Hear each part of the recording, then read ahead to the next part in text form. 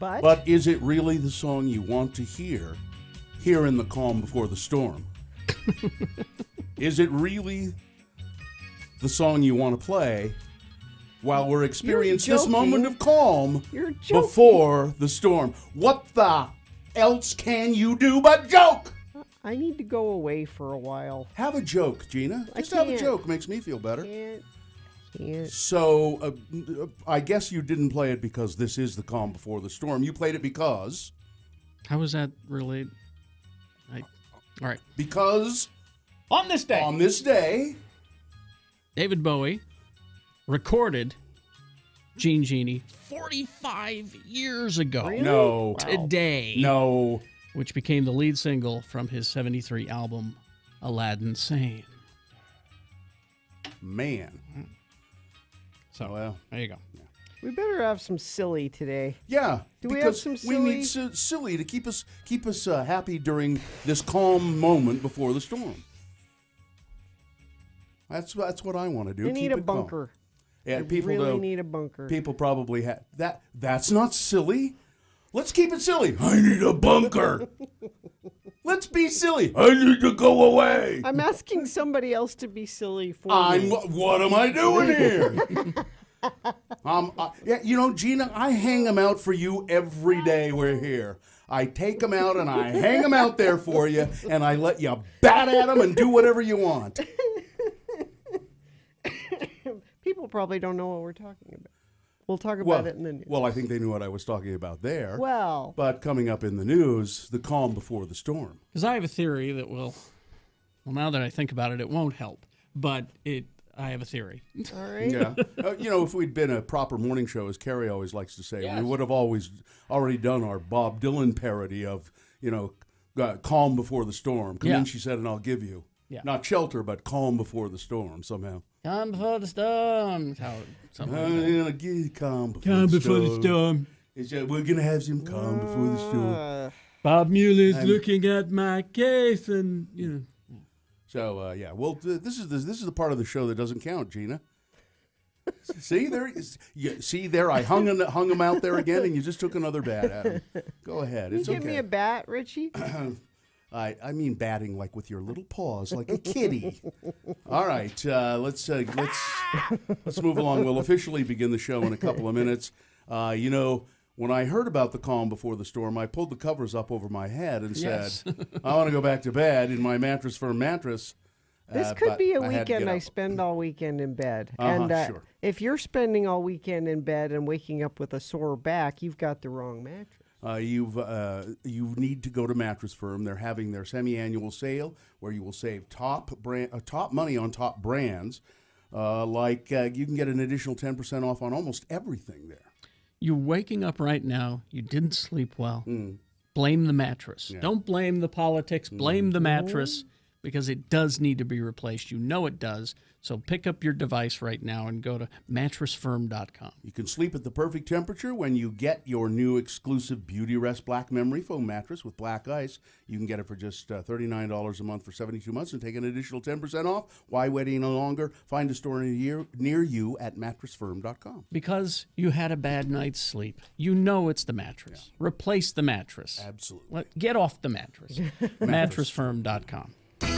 New episode every Monday at geekshowpodcast.com, the X96 app, iTunes, Stitcher, Google Play, and YouTube. Find us searching Geek Show as one word. So you wanted to come and see us live on stage after Salt Lake Comic-Con, but just couldn't make it? I'll take you there. Our latest episode is our post-Comic-Con stage show recorded live at 50 West in front of hundreds of people. Be warned, it's still very not safe for work. geekshowpodcast.com.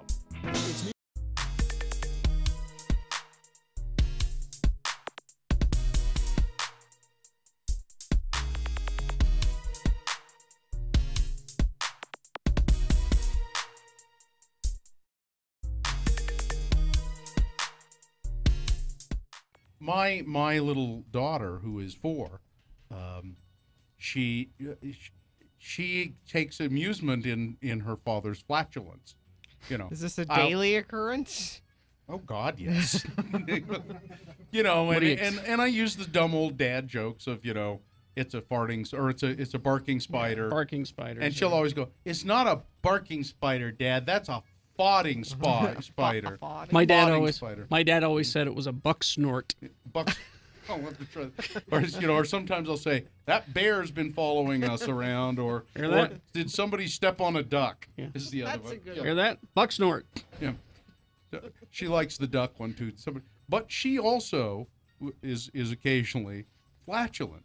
And I was lying on her bed with her, reading her a story, as I do fairly often, before she went to bed, and she just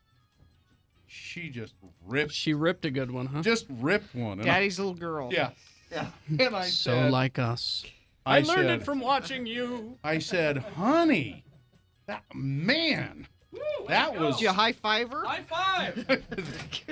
that was a loud one. And she said, it sounded like a door closing. She And I means, said- she means like the creak of the door. And I said, it did kind of. And she said, a door with rusty hinges. Ouch!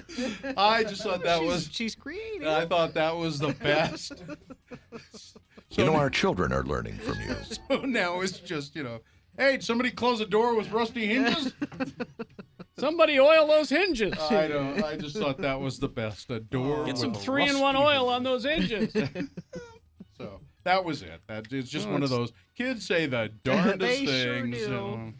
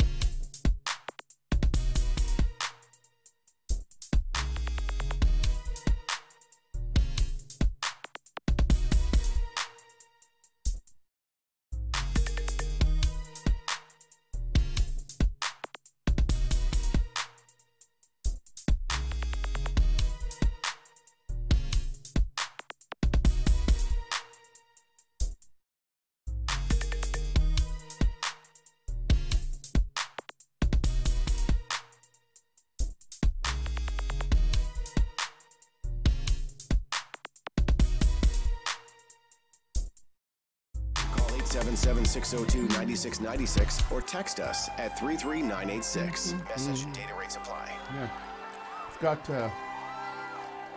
Forgot to mention, wait a minute, I'm pausing for colloidal silver. No, not Yes. there? Okay. No. So I forgot to mention, in the calm before the storm, we'd like your check-ins. Yeah, 877-602-9696. Yeah, you call us. This is the least popular feature we do on the radio from Hell Show, and we'll begin the show officially in just a moment. But it is the least popular feature that we do. But at the same time, it is one of the few times we actually reach out and touch you. We make contact with you.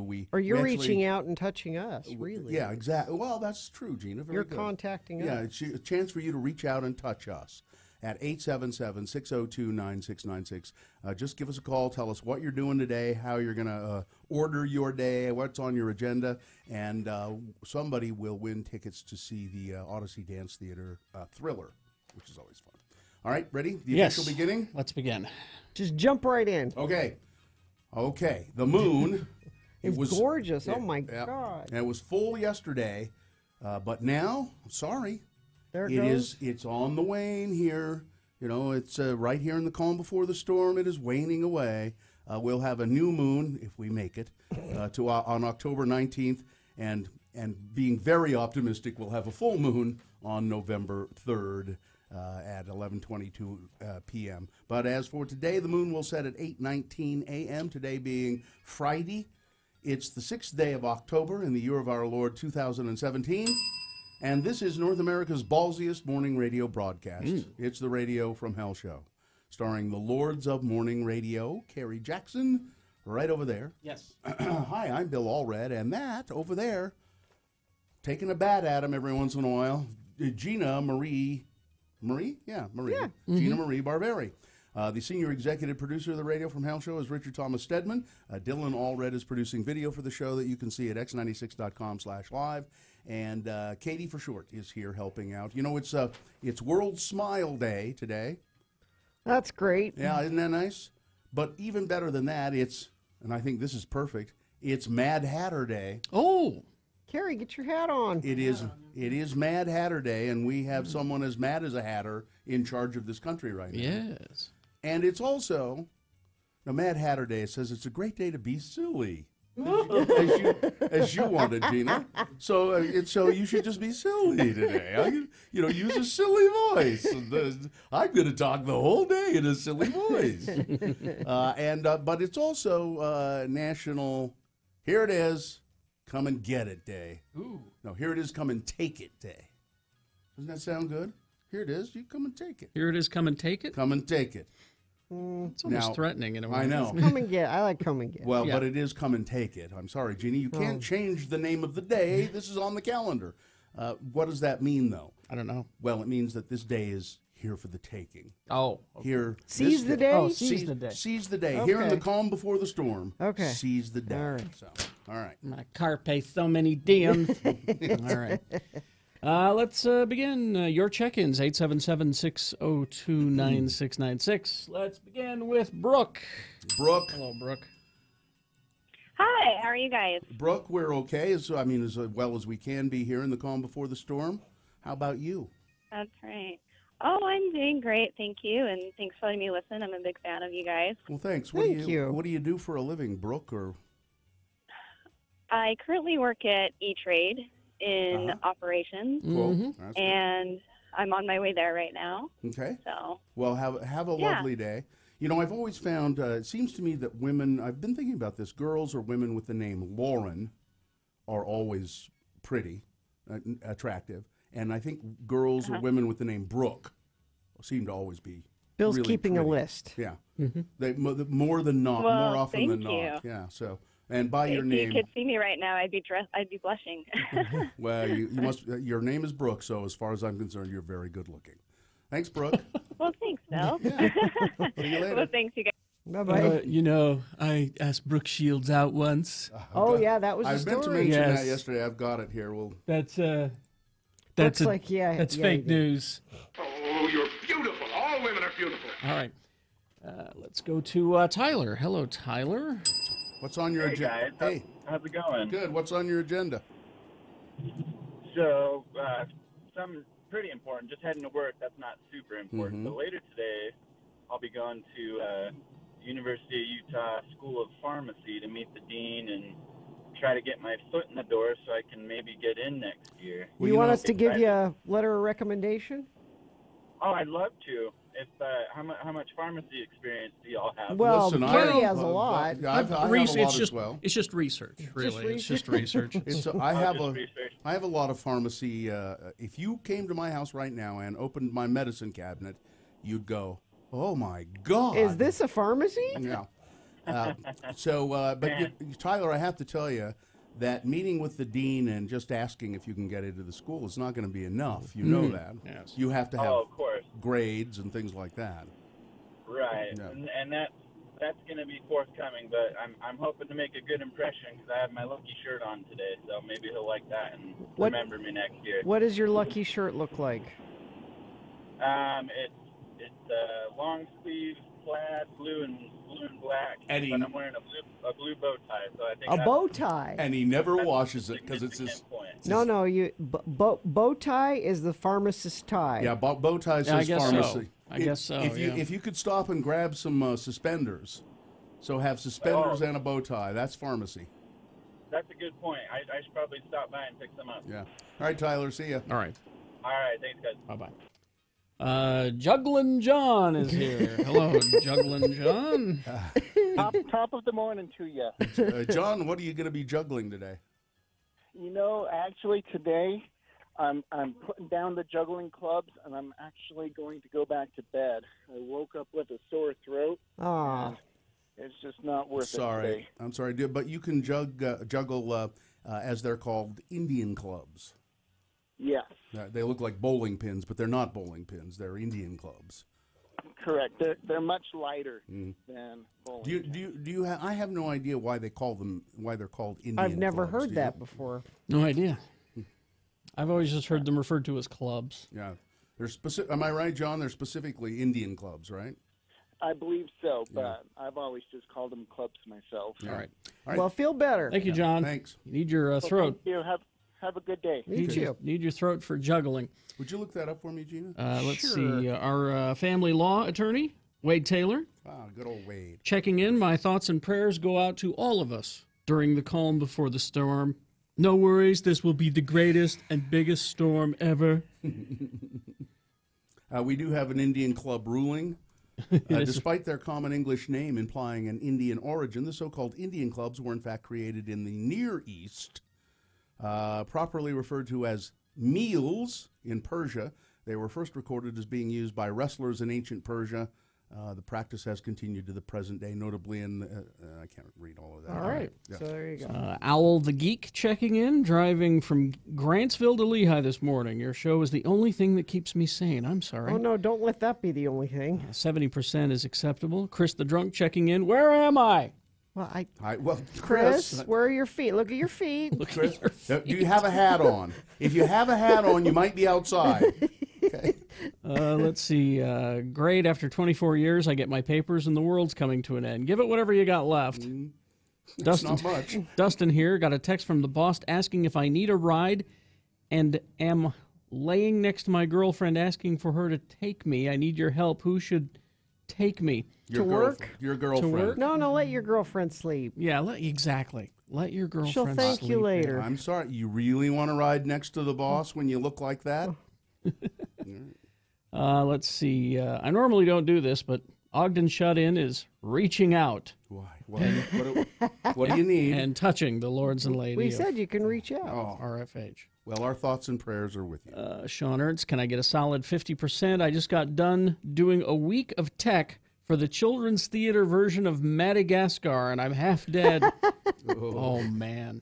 Oh, boy. And a lot of people have not heard the calm before the storm thing. It's coming up in the news. We'll you'll know what. Give us the news. We're sparing you from it right now. Let's go to Joey Wood. Joey Wood. Joey. Hello. Hey guys, how's it going? Fine, Joey. What's up with you? Hey, I just wanted to say I ride my bike in the dark every morning up in Corner Canyon, and on the way to the ride and through the ride, I listen to you guys So it keeps me sane. Oh, Keeps me, happy in the dark, and sometimes it makes me crash. Oh, no, don't do that. Joey, how safe is it what you're doing here? How safe is this? Oh, It's pretty safe. I have 2 powered lights, one on my head, one on my bike. Okay. And then I have about 5 of us that go every day. All right. Well, it's just calm before the storm, right? There are 5 of you. So it's a big pack of riders. That's good. That's good. All right. Well, just be careful out there, Joey. All right, Joey. Thank you very much. I think he was riding while right he was then. talking. That's what he was saying. Might have Yeah. been. Bus driving Phil. That's one word, by the way. On my way to drive, the kids on my bus have sucked the life out of me this week. 25% is acceptable. Be nice to your bus driver. Reaching out, my name is Steven. I work at CERTA, putting 50% in. Could I just advise anybody who rides a school bus, tips are welcome. Tip your bus driver. Tip your bus driver? Put a tip jar. Should they have a tip jar? Well, sitting there? that's frowned upon. But if you want to just, as you walk out the door, if you want to just slip him a buck or something like Palm that. him a $5. Yeah. Palm him a $5. That's right. You put it. Is that is that how they say it, Gina? You put it so you can't see it. But Palm Me a $5 is going to be the name of my book. Have you done? Hide it. Have you done that a lot, Gina? I've seen it done. Have you palmed people Because you don't $5? want to show people. Here, I'm handing you this money. You sort of put it, and then you carry. Help me out here. All And then right. you give it and then you shake hands. And then you take it. Yeah. Thanks for the 5, Gina. Well, you don't need to have a $5 because I've got something you can palm over here. Tasha checking in. Need 100% today. Running the whole office by myself. Oh, geez. Let's see. Oh, Dustin back. Yeah. Remember boss girlfriend? Yeah. Oh, yeah. My girlfriend is happy that you chose the boss. See, that was the correct answer. We scored points with the girlfriend. Let her sleep. That's the thing. All And Ryan says, no one has ever palmed me a $5. Well, someone should. Someone should. Everybody needs to have a $5 palmed at them. I think so. At least once. It's part of growing up, isn't it? It's a rite of passage. We're good so far. Really? Okay. Nice job, everybody. If you see something though that I'm not seeing, and that's certainly possible, text it to me 33986. All right. Big boy news, opinioendo, all coming up. The calm before the storm is on the way. Yes. Stand by. Ranlife.com. If you're currently renting a house or an apartment, go to ranlife.com.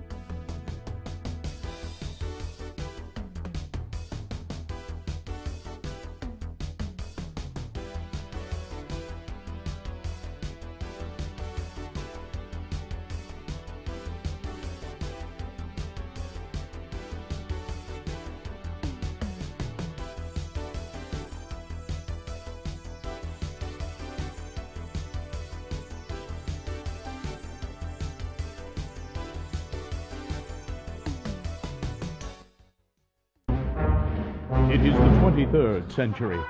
Humans have left the lowly confines of planet Earth and have sought their destiny among the stars. While many things have changed, one constant remains: the need for young men to venture forth and do the work of the Lord.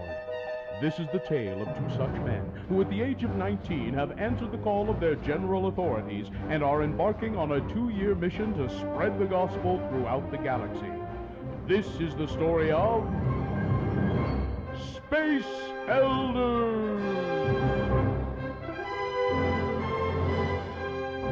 Our elders are tracting their way across the cosmos, looking for prospective converts, when suddenly they find themselves aboard the last surviving battlestar, Galactica, where our elders are introduced to Commander Adama. Quiet, Muffy. They don't look like Cylons. Welcome. I'm Commander Adama. Hi, I'm Elder Christiansen, and this is Elder Jensen. We represent the Church of Jesus Christ of Latter-day Saints. You know, the Mormons. Say, you look like that guy from Bonanza. I am in command of this fleet, and we are searching for the lost tribe of humans and a shining planet called Earth. What a coincidence! We're from Earth. Would this lost tribe you're looking for just happen to go by the name of Nephites? No, I don't think so. What can you tell us of Earth? Well, everybody there is pretty much like us. Hey, Lehigh, why don't you show them the Saturday's Warrior holographic disc that your mom sent you?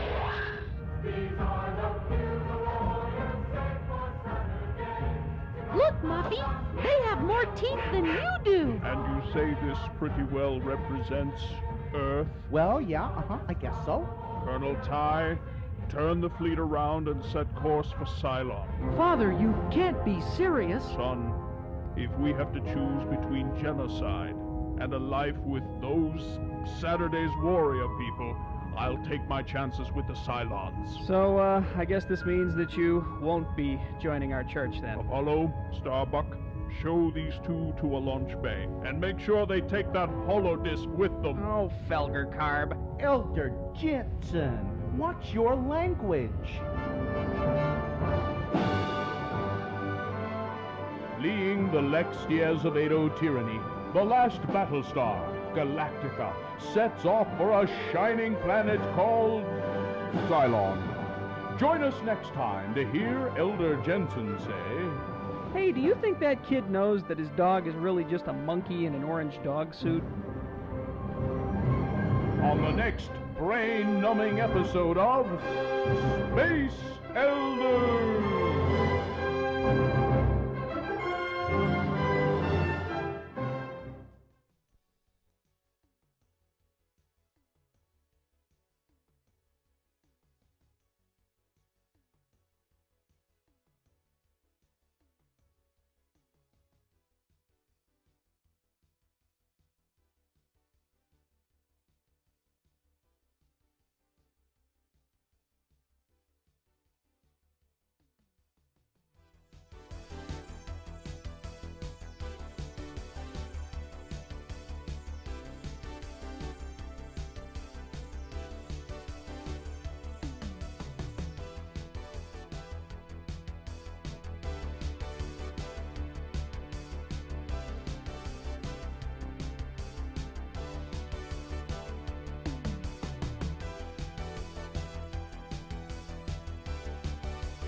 Infested dusty old studio with substandard equipment in Ogden. Now, Carrie, Bill, and Gina have a big fancy studio in beautiful downtown Salt Lake. And they still find things to bitch about. X96. As a matter of fact, yes, when we get done with the news here, Gina wants to bitch about something. I know she does. You can just see it in my face? Well, all you did my was bitch face. All you did was say the microwave at work, and that was enough for me to know you were going to bitch about something. All right. Big boy news and Opinioendo now, brought to you by Lucky's Auto Credit, where $77 in a job gets you a car. 2 locations, Salt Lake City and Ogden. For program details or to apply online, visit luckysautocredit.com. Well, here's what we've been referencing this morning for the past 35 minutes, the calm before the storm. President Donald Trump delivered a foreboding message last night, telling reporters, saying this to reporters. Now, this was pretty unusual because it was late at night and everybody's kind of, shut down. We're going, news report going home. The White House press corps not in there. Nobody's there. Sarah Huckabee Sanders and all her people are gone. And Donald Trump is meeting with senior military leaders at the White House. And he spontaneously decided this would be a great photo op. So why would this be a great photo op? What's the deal here? He said, tell reporters we're going to have a photo op here at the White House. So reporters gather quickly with their cameras and so forth. And Donald Trump said, isn't this wonderful? We're here with these military leaders and looks very nice. This may be the calm before the storm. And reporters said, what? Huh? He says, guys, this is maybe the calm before the storm. Could it be the calm before the storm? The calm before the storm? And a reporter shouted, what storm, Mr. President? ISIS? North Korea? Iran? And Donald Trump said, you'll find out. It'll be like a surprise. I don't want to ruin the surprise. He also praised those present in the group and said that his defense secretary and his joint chiefs of staff are great people. They're making tremendous progress. The media is going to be finding out about that over the next short period of time. He also denounced Iran and said the United States would perhaps decertify its agreement with Iran, That's which not- means almost absolutely nothing. Well, and that's not what the people that are actually in charge of Well, it they are don't want saying. that. You know, everybody who's who's in the diplomatic corps and everyone in the administration says no, we No, really we're not we doing- shouldn't yeah. we shouldn't do it. This agreement with Iran is pretty damn good. We should keep it in place. But even if so, Donald Trump says, well, we decertify it. Doesn't matter. It doesn't matter.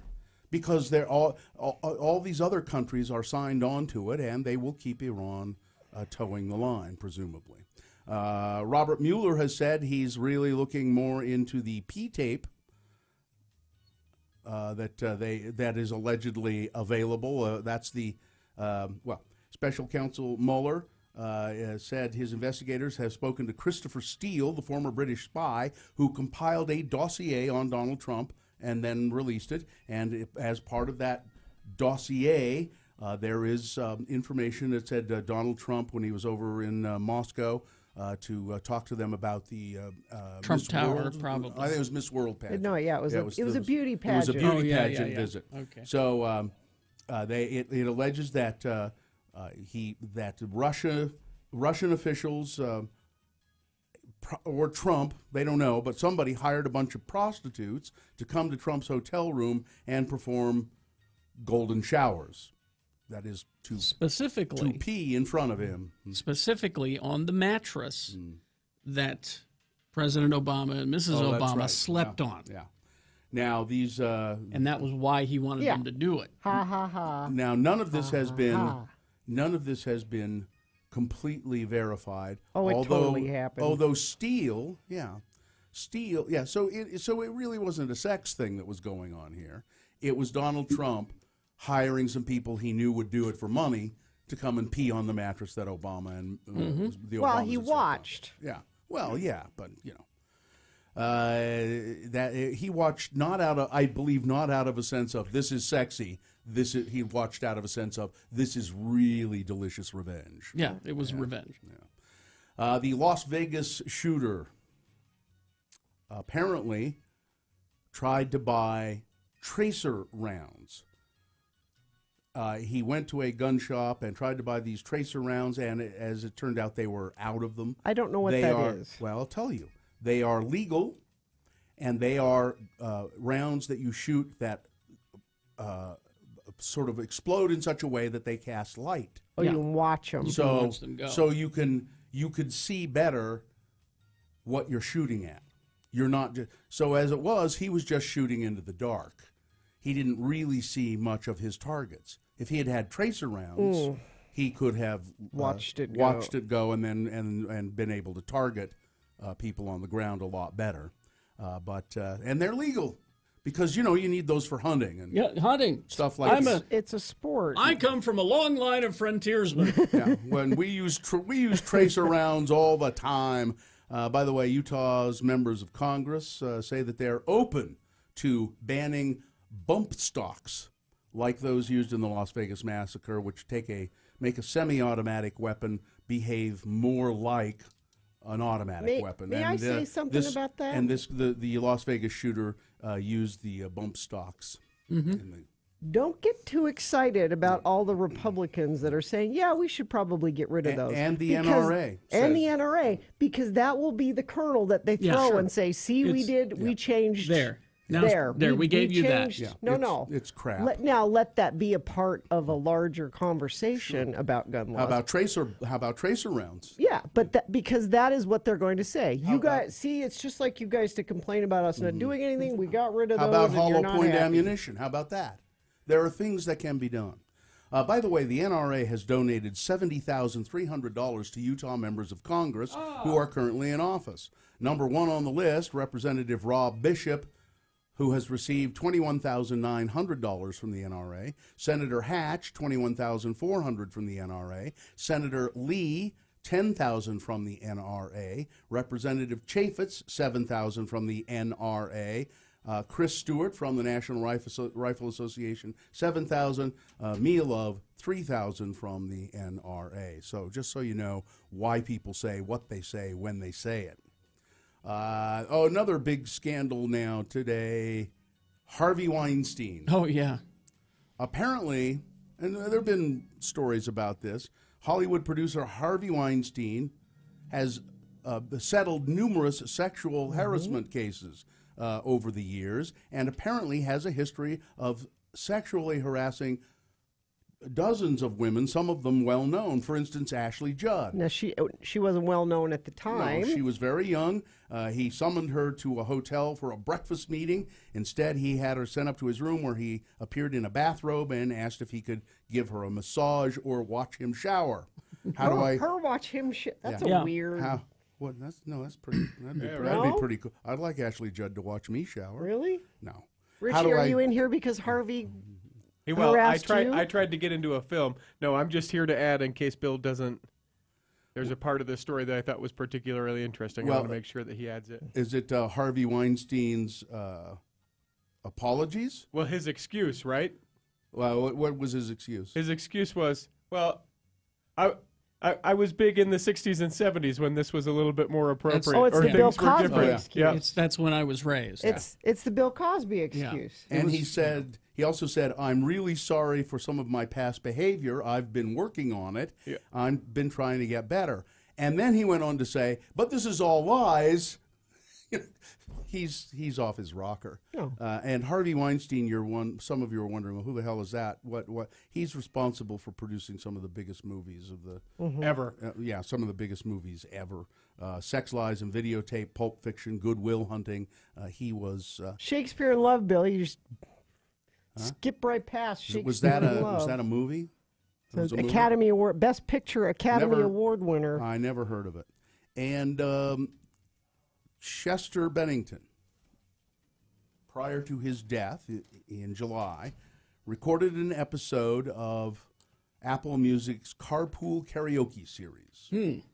And the band has now announced that the episode will appear next week. Yeah, James Corden had said. He did it with James Corden, right? Yeah. Well, and he asked his wife or his family. He said I don't want to play this if you guys are uncomfortable with it. It's totally up to you, and the family must have. I didn't know Apple Music owned that feature.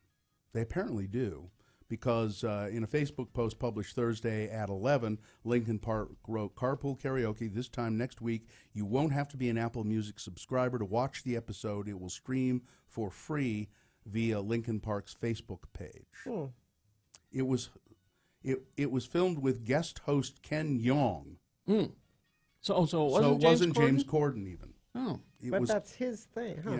Yeah. Following the news of Bennington's passing, the actor wrote, "I am in shock and heartbroken. All my thoughts and prayers go out to Chester." That was from Ken Jeong. So there you go. Let's see. How much time do we have here? It's probably time for sports weather traffic. And because Gina has to really, get to this important issue of microwave ovens. Let's see. Sports, our local sports ball, what are they doing? This week, tonight, 8:15, BYU playing Boise State. They might win this one. I'm going to give this one to the Cougars. No, Boise State, that's not the great. same. Boise State's not great. What's the good team there? Is it? What's the good in Idaho? team? Is it Idaho? It's Boise State usually, but Boise State is not great this year. Is that the Idaho team that's usually nationally Yes. ranked? Huh. But they're not good. The Broncos. Huh. The blue turf. They have the blue turf, yeah. the Smurf. I'm going to give this one to the Cougars. All right. Okay. I think finally they're going to. So good. I hope they're listening. I hope so too. Because they now know that they can take it. You have offered it to them. Then tomorrow, Stanford will be in town to play Utah. That's at 8:15. And RSL is on the road having a Sunday game. That's how you know they're on the road. It's a Sunday game. Colorado. You know, it's isn't it wonderful that the Utes are in the Pac-12, and that means that every single game they play has to be late at night. Yeah, at 8:15 start is a late late game. Brought to you by Get Unlimited 1.5% cash back plus a $100 bonus with Power Cashback credit card from Security Service Federal Credit Union. Restrictions apply. Details at ssfcu.org. So again, a chilly morning, but it'll warm up quite nicely this afternoon. It's 45 right now. It'll get up to about 63. So it'll be a lovely day here in the calm before the storm. Yes, and tomorrow even nicer, 75 sunshine. Nice. That'll feel good. Traffic, we've got a police incident, eastbound I-215 south, ramp to go northbound I-15 in Murray. The ramp is closed due to that incident. A crash eastbound SR-201 7300 west. And it looks like that's about it for traffic. Celebrate autumn at Snowbird's annual Oktoberfest. Escape for the whole weekend with Oktoberfest getaway packages, including lodging, daily breakfast, all-day activities pass from $105 per person per night. Get all the details at snowbird.com. So Aunt Nan was in town. Yes. Aunt Nan? Aunt Nan. She's leaving this morning. But having her over at my house was an excuse for me to go to Les Madeleines and get some Queen Amands. Why do you need a visitor as an excuse? Because it's a pain. Because they run out of them and you have to go there early. You can order them ahead. But it's a whole thing. All right. And I thought, I'm not going to be there in the mornings when she gets up. I don't want to have just any pastry there waiting for her when she gets up. Mm-hmm. I want a really good one. I would have just gone with the toaster strudel. Can't give Aunt Nan a toaster. Sure. So I got, and I bet it's been 2 years since I've gone and like bought a box of them and had them at the house. Mm-hmm. And the way they're best is that they're warmed up just a little bit in the microwave. In fact, I had one in here yesterday, and Carrie said, it's better if you put it in the microwave. So you didn't know that until Carrie told you? No, I knew She'd that. already done that. Oh. Now, you guys, Bill more than Carrie, I think. No. You heat up your lunch. Carrie does it a lot. You heat up your lunch in the company break room. Yes. There's 2 microwaves. 2 of them. I'd like one of them to be up here. Yeah. Well, but, although that might be noisy, but any noisier than any of these jerks out here? Come on.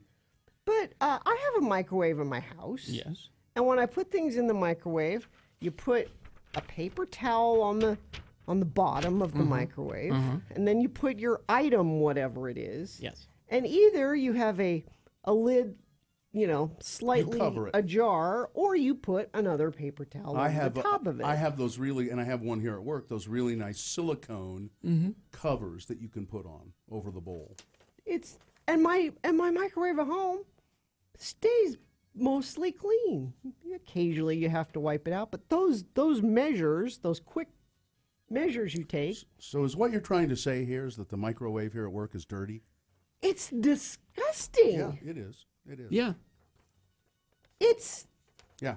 Now, there are 2 of them, and usually one of them is sort of okay, and the other one is awful. Now, except the door on one of them, you can't get it open a lot of the time. Are people that are using these, is that what your microwave looks like at home, and this is normal to you, Probably. and you don't think twice about it? Probably. Or is it, this isn't my microwave, it's the work microwave? Yeah, most people are not as fastidious as you are. It's covered in God knows what food crap for God knows how long it's been there. Well, they're disgusting. But every time you turn on the microwave, Gina, you really don't have to worry. Every time you turn on the microwave, it kills all the germs and everything. So it's not a problem. It might not look great, but it's not going to hurt you. And it's the old, whose job is it to clean the company microwave? Whose job is it? I think you should take it on yourself. If you are the one so upset about it, you clean it. How are we a group of grown-ass adult people? Are you just going to gloss that over? Whose job is it? Why don't you be a leader and show the way? Shine the light on this problem. No, it should be the people that made the damn mess. Yeah, so you're trying to get out of work as usual. No, they made the mess. Why should I clean up their mess? But if everybody had that attitude, Gina, we would live in squalor. We do. People clean up your mess. People clean up your mess all the time. If people are cleaning up my mess, they're people I paid to clean up my mess. Oh. So you don't believe in just giving the helping hand to your neighbor and helping the neighbor clean up the mess? On the opposite dirty microwave side from me. I'm not. You use it more than I do. If it bothered me as much as it bothers you, I would clean it out. That's what I'm saying. Why doesn't it bother you? It's disgusting. I'm never using it again. What's fascinating to me is because you don't want to clean it. What's fascinating to me is that she's just discovered this world. I know. This is what I don't ever use That's a good what I point, mean. Carrie. That's a very She's good just point. discovered this world. That's the first time I have ever gone to heat something up in that microwave. Well, I'll never do that again. No, I won't. I mean, have you looked at this sink out here? Or the fridge out here? Or the fridge? Now, there are people who the fridge is pretty clean right now. There are Ish. people who clean it. Yeah. Again, is that what your fridge and sink look like at home? Why is it okay here? Or if that is how you look at home, that's disgusting. Why is it okay for you to just abrogate responsibility and say, "Well, I'm never going to use it again"? That's how I'm solving the problem for me. For you. To hell with the rest of us who'd like to see it clean. Why don't you clean it, Gina? Come on. I got this. Gina, do you flick off your fingernail paint onto the floor around the your studio? chair at home and leave it? Do you do that? I have a vacuum. Right. If you had a vacuum, you would vacuum Do you this know where today. a vacuum is Her here? fingernail polish is all over those. I swear. Do you know where that vacuum is? Sure. Go get one right now. No, because now you're just trying to prove a point. I know where cleaners for the microwave are, too. You want to go clean it? I didn't make that mess. I will clean this. But you'll only clean this mess because you've now been backed I'm into a confronting you. corner. I'm serious. Go get me the vacuum. I'm serious. The only reason you're cleaning it up is because you get backed up. If Carrie made a mess in the microwave and someone went to him and said, "Carrie, will you clean up the microwave?" That's how people in this building would work. Yes, I will. You're right. I made this mess. Yes, I'll clean it up. Otherwise, Do you not really know where the vacuum No, I is? can show you. Sometimes it's locked. Sometimes it's not. I want it. Gina just wants to get on camera vacuuming the floor. She thinks it'll look good on TV. Get her the get her the vacuum. Why don't you get her the microwave? I'd like to see her Yeah. clean up the fingernail polish with that. And then move one of those microwaves up here. Yeah. Well, we can't. We're not allowed to have the microwaves up in the canteen. Which I don't understand, but Well, because they don't want the messy thing up here. well, they put messy things up here all the time anyway. Well, I'll go find the vacuum. Again, I I want say it. your solution. The I way don't know you, why you're against me on this. You're I'm pro not. dirty No, microwave. I'm not. I'm not. Senior Bean weighing in, it says every office microwave he cleans for a living. Every office microwave he's ever encountered is filthy. It's just an office thing. I think there's an episode of The Office about it. Probably. Yes, there is. You know, There is. do you have a janitorial service that comes to clean the building? Yes, but don't I ever don't. come in I here. don't think that's part of the deal. And for some reason, they're not allowed to come in here to vacuum. This floor has not been vacuumed Ever. I'm willing to say at least a year. You know, when you leave food in the microwave like that, it actually enhances the other things No, you it doesn't. cook. It's called seasoning. Seasoning. You don't season the It's like a microwave. nice grill, an old grill, you know. But again, Gina, all I'm saying is your solution to the problem is to just ignore it now. You know, if it is a problem, why don't you be a part of the? Why don't you be a part of the solution instead of part of the problem? It's been a problem for a long time. I just noticed it yesterday. And it would be perfect for you to go. Yes, Dylan. Would you go take a picture of that microwave, by the way, so we can see how filthy it is? I will. I'll take a picture of the microwave and post it. I've also texted Mrs. Bill, and we'll have a picture of Bill's microwave as soon as she wakes up. Okay. It's fine unless somebody's messed it up. I just cleaned it 2 days ago. Let's see. Stop fighting. I'll come clean it all. Okay, get down here. Come on. You know, but again, you're letting Gina off the hook. Why am I on the hook? I didn't. I just am observing. It's clearly been filthy for a long time. If everybody approached everything like this, nothing would get done. My last two favorite texts about this. Is this the show? Yes. Yes, it is. And cue Eric Clapton's Change the World song. I thought Tears in Heaven. I vote for Tears in Heaven. Change the world. Let's see if I can change the traffic. Somebody says, "What do you want? The government to come in and clean it?" Gina? Yes. Liberal. Police incident eastbound I-215 south ramp to northbound I-15 in Murray. The ramp is closed there. Crash eastbound SR 201 7300 west. And it looks like that's about it. I'm going to check our message stream quickly and see if anybody says, yeah, there's a couple people dealing with the ramp at 215 east northbound I-15, but that's the only thing. If you see something else, text it to us, 33986, brought to you by Fear Factory, Salt Lake City's only haunted house. Visit fearfactoryslc.com, read about Fear Factory's haunted history, and purchase your tickets today. Sue reporting our microwave is a little messy, but it's our food, so I don't care. Yeah. Is that how you justify it at home? Yeah. Yeah, that's how I justify it. All right, he's found the Here, no. Found the vacuum. All right. Because we're going to break, so start vacuuming.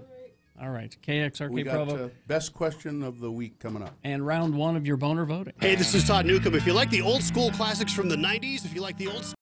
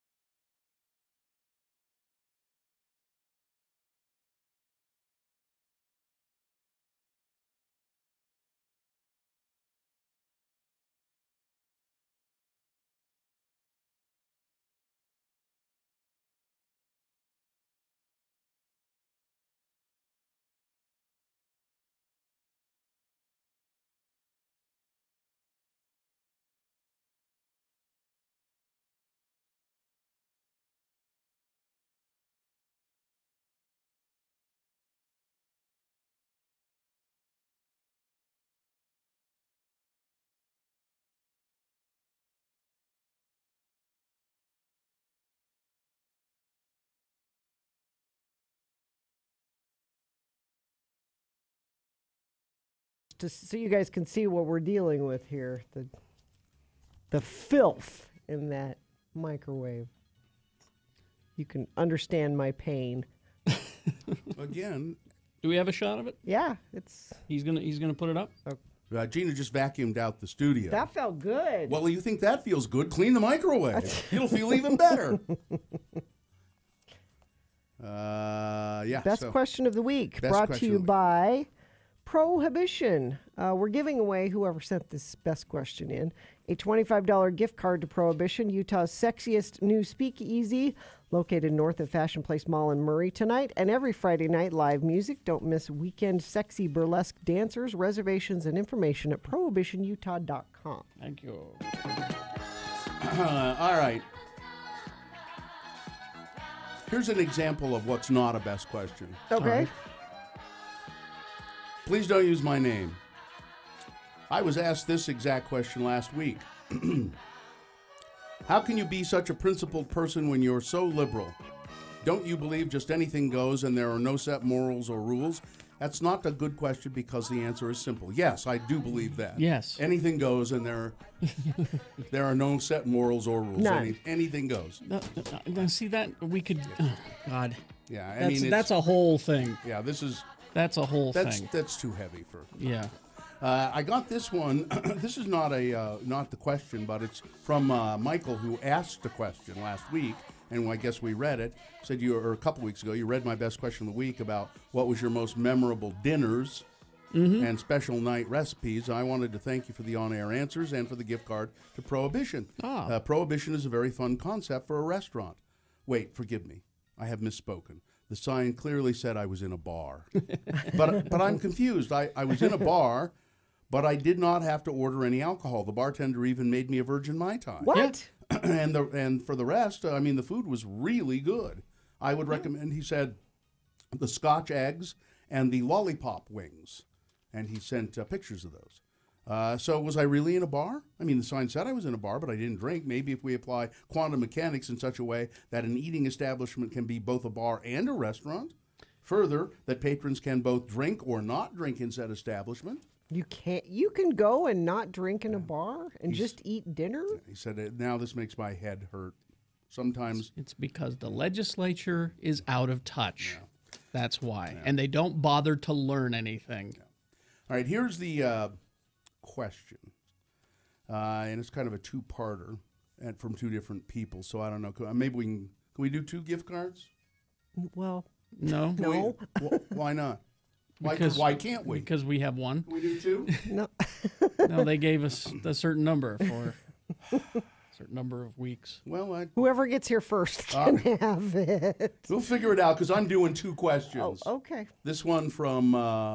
that means you have to figure it out, Rich. Austin. And that means Gina has to clean the microwave. I have occasionally listened to different features and thought for one reason or another on the radio, what are some or all of the features that you hate? I know Den of Lies was pretty unpopular. So my question is, what radio from hell bit, past or present, did you absolutely dread every week?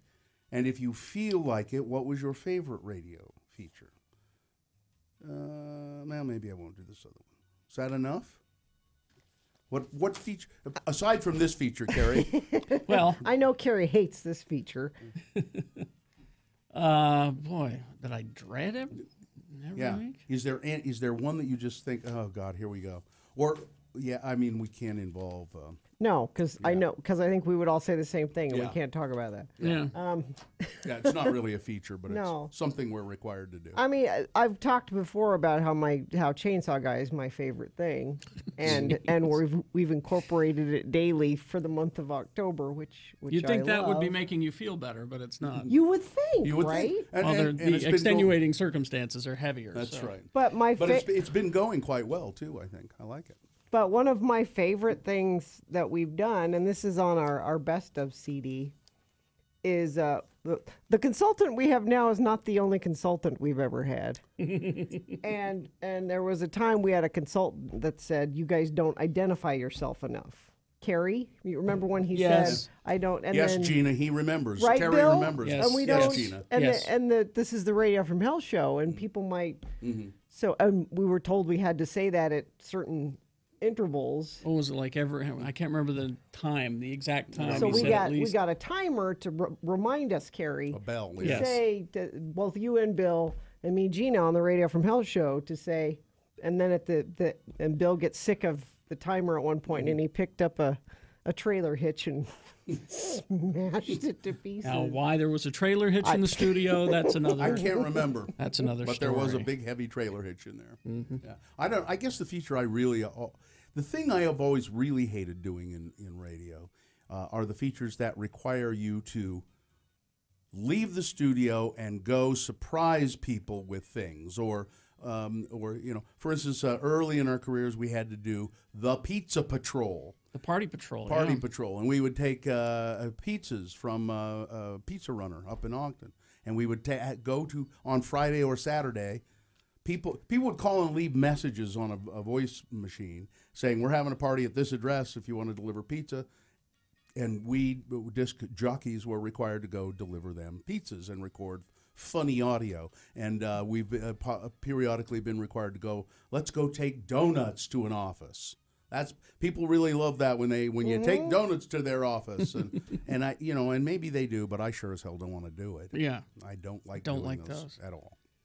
I enjoy it when Ed comes in and does sports, even though I don't like sports.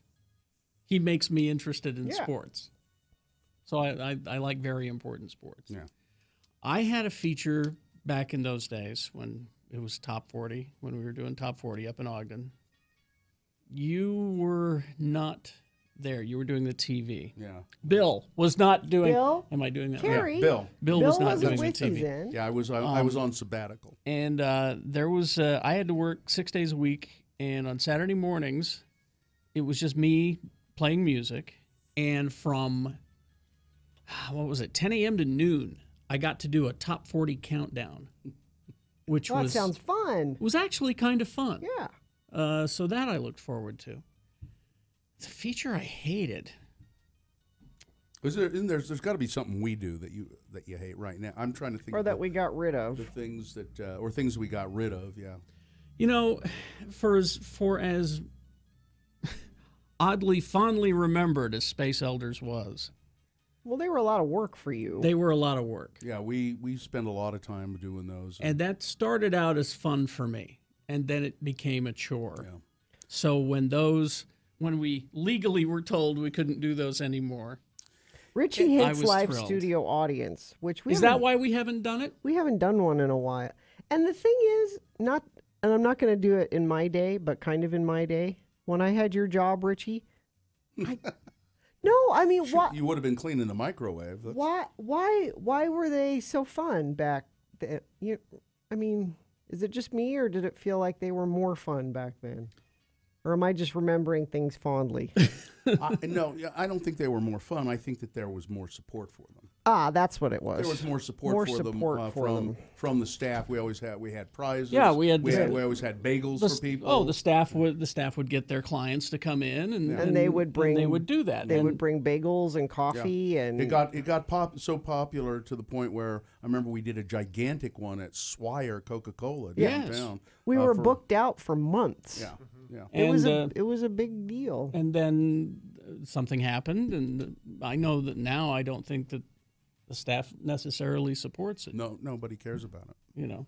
Well, and you guys are really available now, and that's why I think, when we do it for 10 people, I'm like, come on, if we're going to do a production, let's do it. But people have access through you, through other shows that we do, because we're out and about, like what we did for the University of Utah and all the other things. Plus, if they want to see you, if they want to see what you guys look like, they can go to x96.com/live. They can see what we look like there? Right now. They watched you vacuum, Gina. Oh, man. Yeah, interesting choice you made today. And the all-knowing suit, our mystery consultant, who he says Margaret Ruth was his. I think he means his least favorite. His thing least we've favorite. Ever done. Yeah, Margaret Ruth. I enjoyed Margaret. I always kind of liked Margaret Ruth because it was just an excuse for us to meddle in people's lives. Exactly. What are you doing with him? He's a bum. Yeah. Here's somebody who said Den of Lies is the reason I started listening to you guys. Loved it. I liked Den of Lies just fine. Yeah. Just to go back to Margaret Ruth quickly. Again, we do things on this show sometimes that people don't seem to understand the reason we're doing it. Yeah. People were upset with that Margaret Ruth feature all the time because they'd say, she's not psychic. There's nothing of psychic. What is psychic? So it didn't matter to us whether she was psychic or not. Well, I was getting emails from friends saying, you don't believe in that crap. Why are you playing along? And I'm like, I'm playing along because it's funny. It was just an excuse for us to get callers on the air. And sometimes we deal with serious problems, but it was always kind of funny. So. Did that answer your question? Was that the best question of the? Yeah. Oh. Is that it? I guess that's the one I wanted to do. Okay. All right, here you go. That was from Austin. Austin wins. Yeah. People miss Match Game when we did it with the live studio audience again. Yeah. Well, we'll do it again. We didn't get rid of live studio audience. Oh, apparently we have because Richie doesn't like it. No. All right. How much do I like this feature? You've selected. He had this music specially recorded for it. He went to some Russians he knew. This is what was playing in the Trump P tape. That's right. There you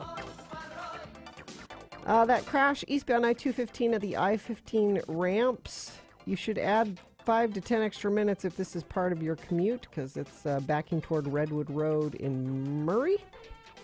Crash eastbound I-215 7th West. It looks like that is about all we're dealing with right now, unless you're dealing with something and want to share the pain. Text it to us, 33986. I'm too scared to go to the live feed for Radio from Hell television because I've listened for 11 years and I don't think I'll ever be prepared to know your faces. Yeah, I would advise against it then. Yeah. If there is a doubt, don't. Yeah. Here are your boner candidates coming up for round 1. In this order, you will be voting for them. Boner candidate number 1. It turns out that Fearless Girl is really underpaid girl. Ooh. Boner candidate number 2. It's not funny when a female or a male is racist like this reporter is. And boner candidate number 3. Well, it's not blackface, it's just brown face. Oh, boy. All right. Round 1 of the boner voting coming up. Also, big boy news and opinioendo. Stand by for that. The weather is going to be very nice tomorrow. Oh, gosh. Tomorrow will be 75 down here in the valley, which means it'll be about 65. Yeah. So up at Snowbird. Get your jacket. For Oktoberfest. And sunny. It'll be beautiful weather. Mm-hmm. For... It'll be very nice. Yeah. A trip to Snowbird. Snowbird.com is the website. Bill was just thinking about how nice it would be to go up to Snowbird. I had in my mind Oktoberfest, Bill, $105 per person per night. We were doing something else. Snowbird.com is where you find all of the information about that. Oktoberfest is in full swing, and great German food, great beers from national and local breweries and classic German food. So make it a weekend with that Oktoberfest getaway. Summer activities are open weekends only through October 15th. So this weekend and next weekend, the all-day activities pass features daily use of the 9 activities, the aerial tram, the mountain coaster, the alpine slide, and more. You can purchase all-day activities passes online and save some money. Just go to snowbird.com for best pricing. X96 invites you to enter to win a trip.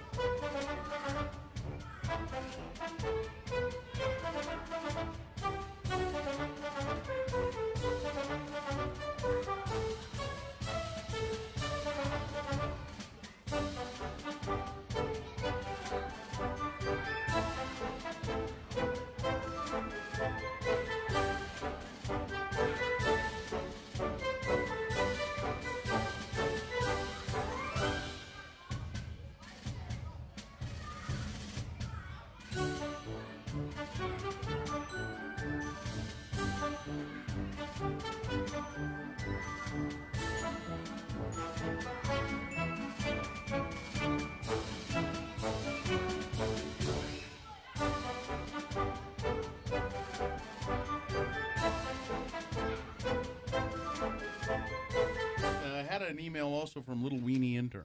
Oh. Who's supposed to be here today. Is he? Wednesdays. No. Kerry, he quit. Well, remember? I know. He's supposed to be here to offer our best friends of the program little weenies. And he's quit us. Because in the morning, we ask the important question, little Smokies or little Polskas. Yeah. And a lot of times, people had not tried either. Nope. So, and it was great. We still have the crock pots, the little crock pots under my desk. Thanks, Dominic. From Gina's cousin. This is your little, it says, Dear Radio from Hellcast. This is your former little weenie intern again. I have a request that I wish to run by all of you. I'm a bit nervous to ask you all of this, but... No, you've abandoned us. I have to whatever it try. is. I've been bummed out all week because of having to quit my internship. And I've debated pulling a Michael Jordan or more recently a Brett Favre and coming out of retirement, or a Lance Armstrong. And coming out of retirement, but alas, I cannot. I have too much school on Wednesdays, and yes, I do want more time with my wife. But that being said, I want to be a part of the show in some way so bad that I have an idea. I want to be the first Radio from Hell email news intern or something to that effect. Now, hear me out. This is my idea for it. As you know, I live in Ogden, and I get the Standard Examiner newspaper. As I read this paper, I often find news that seems to be in the paper for no other reason than to fill newspaper space. The news in Ogden is outright boring. My idea is that I could write a weekly email and share some of these news stories in a fun, comedic way. You could call it the Ogden Weenie News or something similar. If you like the Weenie News that week, you could read it on the air. I think that this would be a great opportunity for me to improve my writing skills, and that's why I look at it as an internship still. I know Richie's in charge of the internship, so of course ask him for his input about this as well. And maybe I could make a rare occasional visit to the studio, weenies and all. I almost did not write to you to ask this, but I thought, why would they even consider doing this for me? But then I thought, well, I was a good little weenie intern, and maybe they will cut me a break. At least give me a week or two to see if I can do it. And if y'all want to let me do something else similar to this, or if you have any other ideas, please just let me know. Maybe this was a bad idea. If it is, let me know. Thanks for letting me listen and cook the weenies. Love you, former little weenie intern Ben. Well, Richie, of course, comes Stedman. In charge of the interns. He probably wants to weigh in. He can. Yeah, we can have him help us out. If he'd like to help us out with the big ass show, we could use a hand. Oh.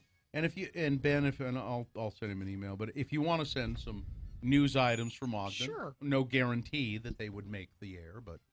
And I'm being sincere, Ben. And if you in the future you clear your life up, you can come in and be here with us in the morning because I like you well enough. He's a great guy. The problem is he kind of sounds like he wants to rewrite the news in Ogden, whereas we probably just want him to send us copies of the articles. Well, let's see what he right? can do. Let's see what he can do. And that sort of go against your rule about professionals doing comedy? Well, I'm not saying he'll make the cut. Hmm. You know, I'm not saying it'll get on, but see what he can do.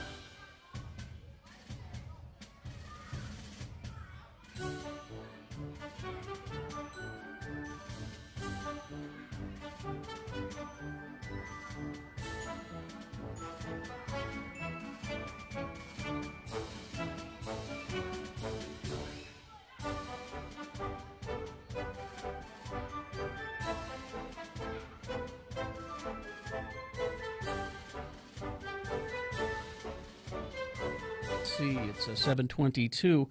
Time for round one of your boner voting. 3 news stories that are examples of bad, stupid, or funny human behavior, and you will decide with your vote. Which of these 3 is the worst? Which of these 3 deserves to go forward to boner fight and possibly become boner of the day?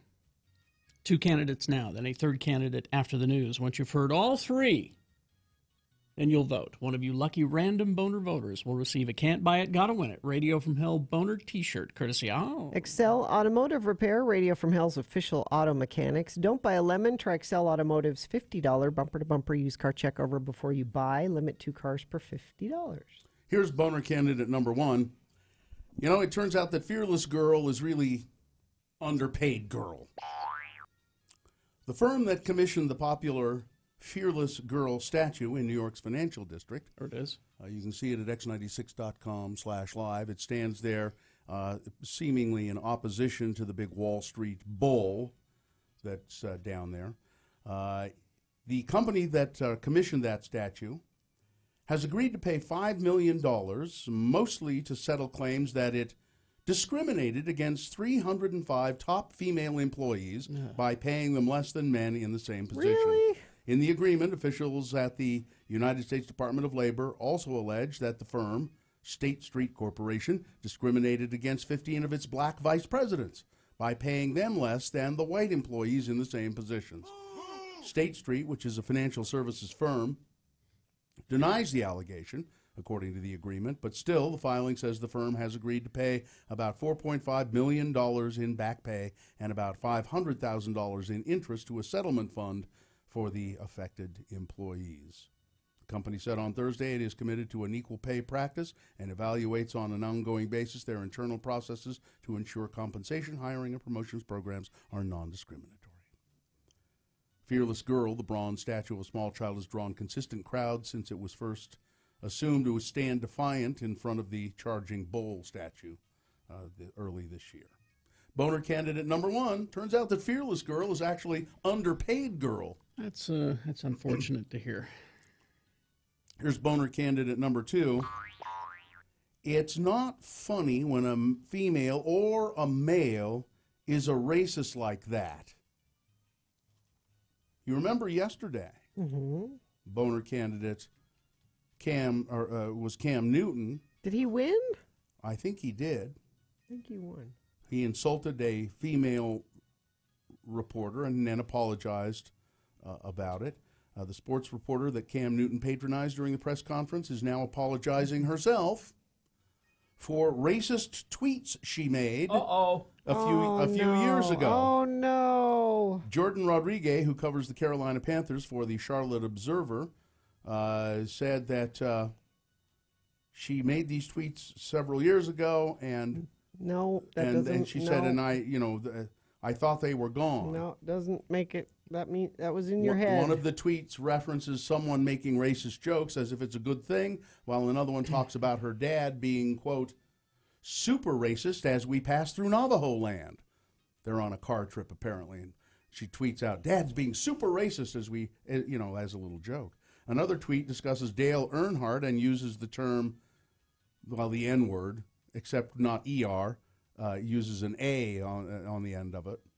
And blank, A, a word that should never be used by anyone who's not black. After the offensive tweets were circulated, Rodriguez posted an apology saying, I'm very sorry, this was a long time ago, and I have not done it since, and I should never have done it, but she did.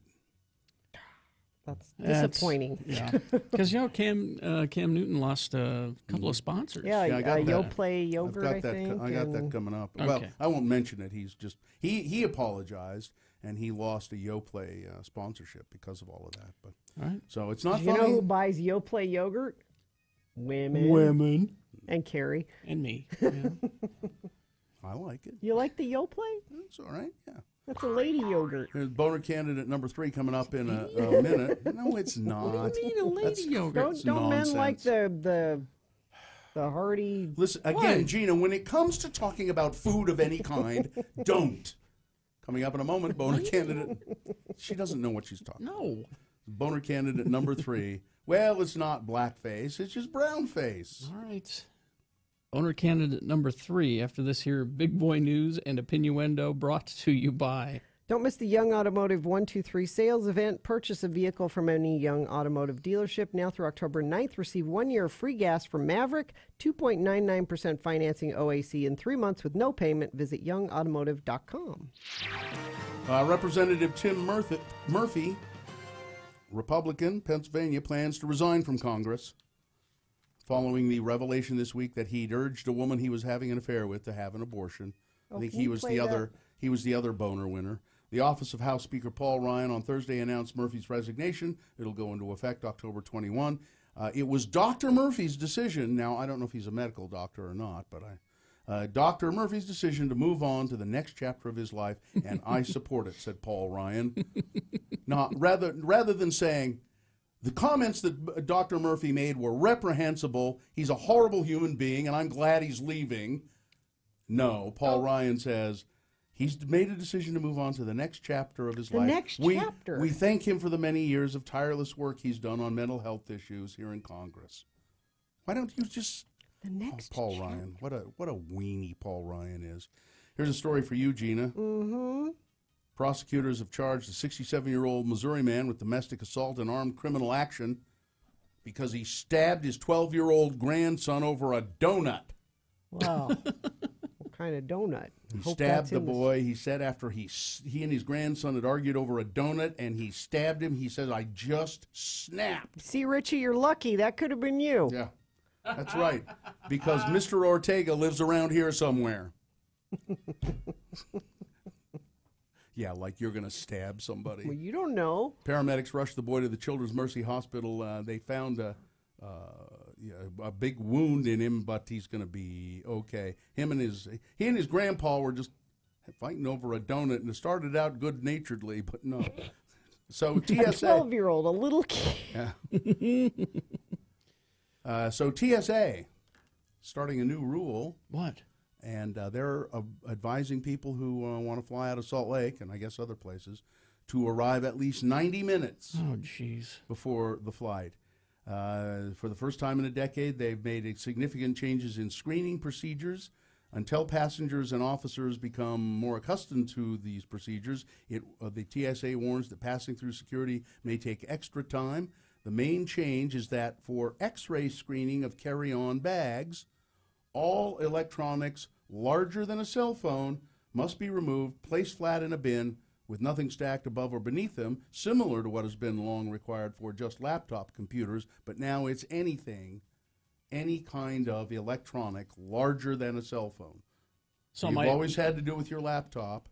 But like a tablet. I've never had to with my iPad, but now I do. Now you do, yeah. Oh, that includes most tablets, iPads, Kindles, cameras, video players, and speakers, among other things. Any device. Yeah.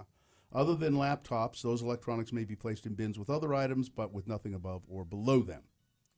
So it's going to take Steve Mnuchin a lot. That's why he flies on military jets. That's right. They've now kind of added up the amount of money that Steve Mnuchin, the Treasury Secretary, has flown on military aircraft. He's done it 7 times since March. $800,000. Send him a bill. Including a $15,000 round-trip flight to New York to meet with President Trump at Trump Tower, according to the Treasury Department's Officer of Inspector General. The inquiry into Mr. Mnuchin's air travel, prompted by an Instagram posting by his wife, found he broke no laws in his use of military aircraft, but the inquiry lamented the loose justification provided for such costly flights. It is of concern that there is a disconnect between the standard of proof called for by the Office of Management and Budget and the actual amount of proof provided by Treasury. Mr. Mnuchin has made 9 separate requests for military aircraft. And he has said in the past that all those flights were necessary. Also, Ryan Zinke, the Interior Secretary, used a chartered airplane for several flights, including a $12,000 trip to deliver a speech celebrating a new professional hockey team in Las Vegas. Scott Pruitt, the Administrator of Environmental Protection Agency, has spent more than $58,000 on chartered and military flights. David Shulkin of the Veterans Affairs Department took his wife on a 10-day trip to Europe that mixed business meetings and sightseeing, and, yes, of course, did it on government planes. Yeah. Also, what's her name? Kellyanne Conway. Yes. Also being investigated now for her use of flights. And as a texter reminds us, remember, this is the party of fiscal conservatism. We're going to clean the swamp. Drain the swamp. Yep. Yep. Wasting too much money up there. Yeah. By golly, you need a Republican to manage that money, right? So you know who's responsible for mass shootings in this country, don't you? Oh, I know. Hollywood. It's Hollywood. Is this the damn video games? This is where it's going to go. The head of the National Rifle Association's lobbying arm said Thursday, gun control is a failed policy. We've never had a gun control policy. And it's time to have a broader conversation about the underlying problem of mass shootings, namely the role that Hollywood has played by fetishizing firearms. The NRA spends millions of dollars every year teaching safe and responsible gun ownership, and Hollywood makes billions of dollars promoting and glorifying gun violence, said Chris Cox, executive director of NRA's Institute for Legislative Action. Just real quick here, they have these same movies in Australia and Japan and a lot of other countries, Canada. No, Carrie, they only have like G-rated animated movies. Oh, is that right? Yeah. And they also have before you go blaming the video games and the music, they also have those things in those countries too. So, yeah, you can't. In the Netflix drama Stranger Things, Winona Ryder plays a mother whose son goes missing under very mysterious circumstances. And she has admitted that she found the role emotionally draining. And she revealed. You can make fun of that she cried every day. Every day. During filming. In a new interview with Marie Claire, that's the magazine that Gina's mother runs. Yeah. The 45-year-old actress, who has no children herself, says she asked her mother, Cynthia, for advice on playing Joyce. She recalls, I said, Mom, if every bit of logic is telling you your kid is gone, would you still refuse to believe it? And she said, absolutely. And I said, and then he goes, what if they show you a body? And she said, if you don't see it happen, you don't believe it. I cried every day. Every day. Winona is fragile. Well, and it was between the shrieking she did. Yeah, because I remember that was part of your review of the series. Oh my God, it's Winona Ryder screaming. That's all she did was shriek during that whole episode. She was worried about her son. Now you know. All right. Weather and traffic? Yes. Weather, it's chilly right now, but it will warm up. Plenty of sunshine, 63. Even warmer tomorrow, 75. That will be a lovely day, and it will be brought to you by Get Unlimited 1.5% cash back, plus a $100 bonus with Power Cashback credit card from Security Service Federal Credit Union. Restrictions apply. Get details at ssfcu.org. Let me refresh this traffic so I get you the most up-to-date information. Multi-vehicle crash northbound I-15 approaching 106 South exit in Sandy. The fast lane is blocked with cars leaking fluids. Expect big delays in this area. It's nearly stopped traffic from Bangor Highway to 106 South. Big issues there. Also a crash eastbound I-215, the I-15 ramp. Cars are on the right shoulder, adding to the delays back to Redwood Road in Murray. That's traffic brought to you by The Ruin and Sugar House, a modern bar open daily from 4 p.m. to 2 a.m. featuring weekly bingo, DJs, live music located on Wilmington Avenue. Ruin work is the curse of the drinking class. Here's boner candidate number 3. Well, it's not blackface, it's just brownface. A student comedy troupe at Brigham Young University has cut this sketch, so they were going to go ahead with it, but there was an outcry. It was a parody of Disney's Moana and the LDS camp classic Johnny Lingo from an upcoming production after complaints from members of Utah's Pacific Islander community that it was offensive. Quote, they didn't know the extent to which that would offend the population, said George Nelson, a theater professor at BYU and faculty advisor to the student group BYU's Divine Comedy. Oh, that would be Nelson. Yeah. I'm sorry, Nelson. The sketch, Moana, You Ugly, and I think you can see a picture for the flyer they put out for it, x96.com/live, combined music from the last year's Disney hit and ideas from the 1969 LDS Church-produced short Johnny Lingo. Some of you know that. The short film, once a staple of LDS lessons, but now regarded as comically out of date and racist, tells the story of a Polynesian woman Mahana, who is deemed ugly and unmarriageable by her elders until a trader offers the sum of 8 cows. Well, the legendary Johnny Lingo comes back to town. You know, he's been out adventuring, and he's handsome and wealthy, and you know he could have anyone he wanted. He could have any woman he wants on the island, but he wants Mahana. Yeah. With the political climate now, it's not a good time to make a show to make light of what years of activism and years of civil rights have done. See, what bothers me about this is now they're not going to do it. They're not going to do the sketch. But that they even considered that because here you see the flyer, it's 2 white people, you know, dressed in Islander garb, and you know the sketch was going to be, hey, Moana, hey, you are so ugly, you know, using accents. And they could have found Pacific. There were plenty of Pacific Islander people around cast in it. If they and the Pacific Islander would have said, no. It's, again, this quote, they didn't know the extent to which that would offend the Pacific Islander population. They didn't know. I am not defending, but let me take a stab at what they probably thought. Mahana sounds like Moana. And that's as far as it went. And that's as far as the thought of sensitivity that they went. You know what would be funny? They went, people know Mahana, Mahana, you ugly. People know Moana. Both of them are awful. Both of them are awful. And don't you think that there was somebody who said, you know, this might be offensive to people? No, and unfortunately, because they live in a bubble. Yeah, you know, so they didn't think about that. There are probably, and this is me making overgeneralized statements, but there are probably not Polynesian people within the group of Divine Comedy. So it's. Pacific Islanders and their allies took to Divine Comedy's Facebook page to complain about that poster that we showed there. The poster featuring 2 members of the troupe, both Caucasian, in costumes resembling those of characters from Moana.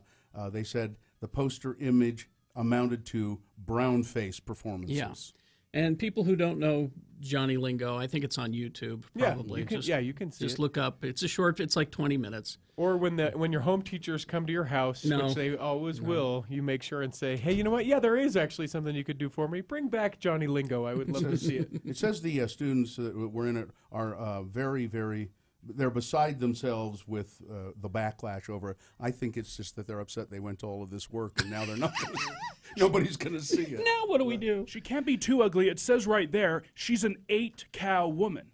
But see, that was the whole point of Johnny Lingo was that he was willing to pay 10 cows for Mahana, which is just unheard of because you rated women. 8 cows is low. Yeah, you rated women by how many cows they were worth. How many cows would I be worth? Now I have to. You're minus cows because cows. You have to pay cows. Ignore that. I was going to ask because I have to confess I've never really seen Johnny Lingo. I just know about it. Was Moana ugly? She was fine. She was just kind of average. Or, I mean, she was just kind of average. So she was a cute girl who they sort of uglied up for the purpose of the film because then she becomes. That's not what I'm asking. Is she supposed to be ugly in the story? Yes. She is supposed to be not as attractive as the other girls on the island. So go back to the poster. Yeah. Is that girl ugly? No. Not in the slightest. See, that's How did they ugly her up? Did they sort of undone? Here, wear these Polynesian glasses. Didn't do her hair. Put on a pair of Polynesian glasses. Braces, island braces. Yeah. And her father was just like, I'm not going to get any cows for Mahana. You're no good to me, Mahana. And he would call her ugly and all of that. But then Johnny Lingo, because he was in love with what was on the inside, and that's what's important. That was the thrust of the story. That's a good message. It's a fine message, but still, it's out of date. It's the Mormon song of the South. That's good. Yeah. Well put. All right. Anyway, that's it. Boner candidate number 3. Well, it's not blackface. It's just brownface. And it's on YouTube. Go and watch it and have a laugh about how awful it is. All right, let's review the first 2 and vote. Boner candidate number 1. It turns out that Fearless Girl is really Underpaid Girl.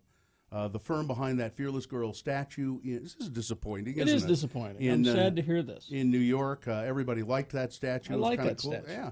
And I mean, it doesn't really detract from the statue. It's From still the cool. message. The message is still there. But the company who did it, they've apparently been underpaying their female employees and black employees for a long time. Boner candidate number 2, it's not funny when a female or a male is racist like that, is it? The reporter that Cam Newton talked down to and belittled in a press conference because she was a woman. It's now been revealed that several years ago she did a series of racist tweets that she's now backtracking from. And apparently it was Dannon yogurt that dropped him. Is that a lady yogurt? No, Jeez. No, that's a Dannon yogurt is a gay yogurt. Is it? No, I don't know why you have yogurt is yogurt. I don't know. Activia is pretty lady yogurt. Men have gutty work problems. That's too. right. And boner candidate number 3. Well, it's not blackface; it's just brownface. There you go. All right, let's get to voting. This is for round 2. You've got to decide which of these 3 candidates is the worst, therefore most qualified to go forward to Boner Fight and possibly become Boner of the Day. Round 1, round 1. We'll face off against the winner of round 2, which will happen at 8:20.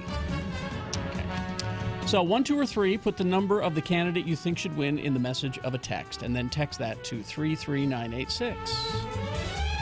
Call 877-602-9696. Use your voice. Or, let's see, you can go to x96.com, look for the box that says Round 2, October 6, and vote there. If you do not see that box, refresh. It should reappear. Or appear, not reappear. All right. You've only got 4 minutes. Here we go, round 2. John Smith kicks off a 1-hour non-stop music wingding at the conclusion of Radio from Hell.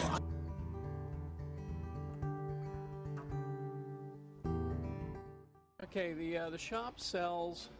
It's called How would you say that with all of those celebrities? Celebrities. Yeah,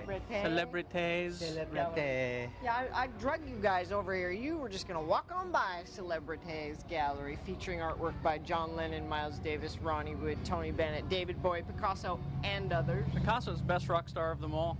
By the way, it's featuring, what does it say? Artwork. It's featuring overpriced prints of artwork by. No, that's real.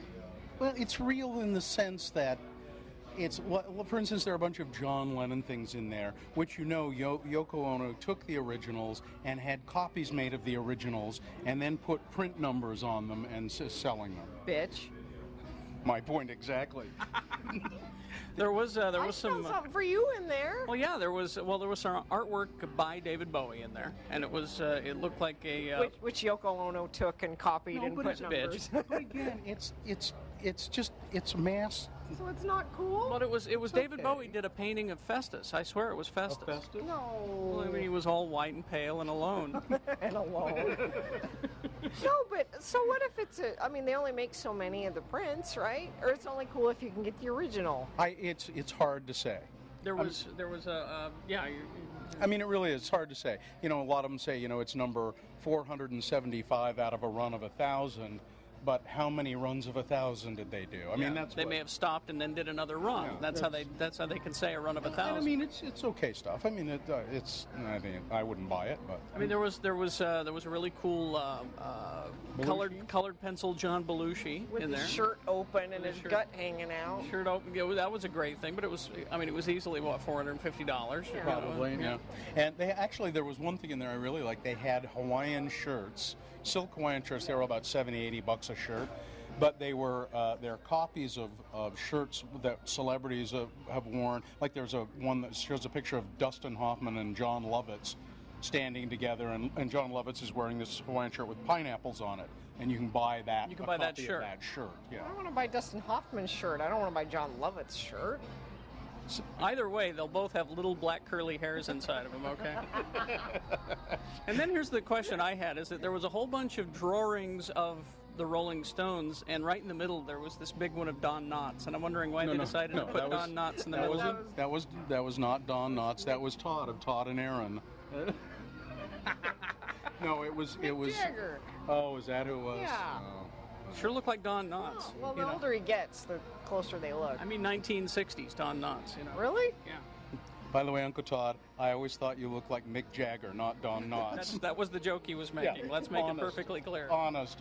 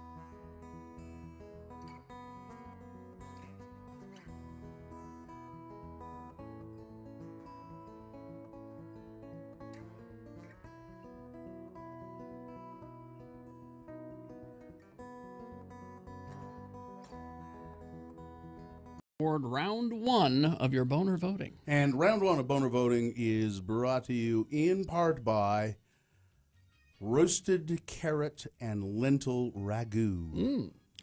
And Saturday brunch at Gracie's. Enjoy a Tiger Mary creme brulee, French toast, poutine and eggs, crab cake Benedict. Adults only. Like Gracie's on Facebook for updates. Boner candidate number one. Turns out Fearless Girl is really just underpaid girl. The company behind the creation of the Fearless Girl statue in Wall Street, New York. Turns out that they've been underpaying their female and black employees. Boner candidate number two. It's not funny when a female or a male is racist like that. This is the reporter that Cam Newton insulted has now apologized for her racist tweets. And then boner candidate number three, well, it's not blackface, it's just brownface. That's okay, isn't it? The BYU comedy troupe has cut a Moana sketch from their comedy show after Pacific Islanders protested a poster that they say amounted to brownface. Jerry won the boner t-shirt, and it was a close fight between boner candidate number one and number three, but the winner, number three. Well, really? It's not blackface, it's just brownface. All right, that's the winner of round one. That does not make it boner of the day. It has to face down against the winner of round two. Coming up at 8:20 is when we decide round two. Boner fight is at 9:25. Now, I just wanted to acknowledge all of our Samoan and Tonga listeners out there, Tongan listeners who voted for that candidate. Okay. Chainsaw Guy, is that whiteface? No, it's a mask. It's a hockey mask. It's protective. It's hockey face. No. Hockey face. He has hockey face. Yeah. You should go get him, Bill. Yeah. Oh, okay. I'll do that. I don't know why Carrie and I don't ever go get him. I mean, why don't you go get him? Well, Carrie's sitting running the down. board. I can't. I'm running the board. I'm remaining seated. All right, I'll go get him. And you're remaining seated. Bill, go get him. So what are we giving away here? Well, it's Fear Factory, easily the most terrifying haunted attraction in Utah. Over 200 years of gruesome history, right in the heart of Salt Lake City's industrial district. Now Tuesdays through Sunday at 666 West, 8 South. Get information about the free zombie bus and purchase your tickets in advance at fearfactoryslc.com. So we have tickets to Fear Factory to give away. And if you win those tickets by correctly identifying, Carrie, the phrase that phrase that slays. The phrase that slays. That's kind of corny, Carrie. Well, I know. It was the all-knowing suit gave it to me. Oh, well. It's a radio thing. A consultant says it. You got to do it. So if you correctly decipher the phrase that slays, you'll win those Fear Factory tickets and be qualified to win an actual chainsaw. Now, for those who don't know, Chainsaw Guy is the guy in the haunted house, the hockey mask, and the chainsaw, and he chases you around the haunted house. And I'm also a self-certified life coach. That's true. Hey, do either one of you have a cigarette? No. I don't. Do you smoke through the holes in the mask? Is that how? You bet. Okay. I left my ciggy butts in the car. Have you tried vaping? No, that's for girls. Only girls vape and eat that yogurt you were talking about. That Yoplait. I still don't know how that's girly yogurt, but anyway. I don't either, but I think it's true. Is it the logo? It's got a flower. I know nothing about it. Is that what you're doing? I know nothing about it, but I believe it. Let's not sexualize our yogurt, okay? All right, Chainsaw Guy has the phrase that slays ready. If you can understand him, Travis, you will win passes to the haunt, and you're qualified to win a real chainsaw, Husqvarna chainsaw that we're giving away. So, Travis, are you there? I'm here. Hey, Travis, if you win a chainsaw, can you hear me okay, Travis? Travis? Say that again. I said, can you hear me okay? Apparently not. See, this is part of the challenge of the contest but with that hockey mask on, Chainsaw Guy's hard to understand. So, Travis? Yes. I wanted to ask you, if you win a Husqvarna chainsaw, what will you do with it? I will cut down trees. Cut down. Well, that's not very imaginative. that's what they're made for, right? No, but chainsaws can be used for so many things around the home. Cleaning. Cleaning. Yes, cleaning. How? Tending the children. So many items that you could tending the children. All right. Anyway, you ready? Okay. Here we go. The phrase that slays. Travis, are you ready? Listen carefully to Chainsaw Guy. There you go. You want to hear it one more time? I think you need to hear it. I want to hear it one more time. Because I'm not sure. Here we go, Travis. One more time.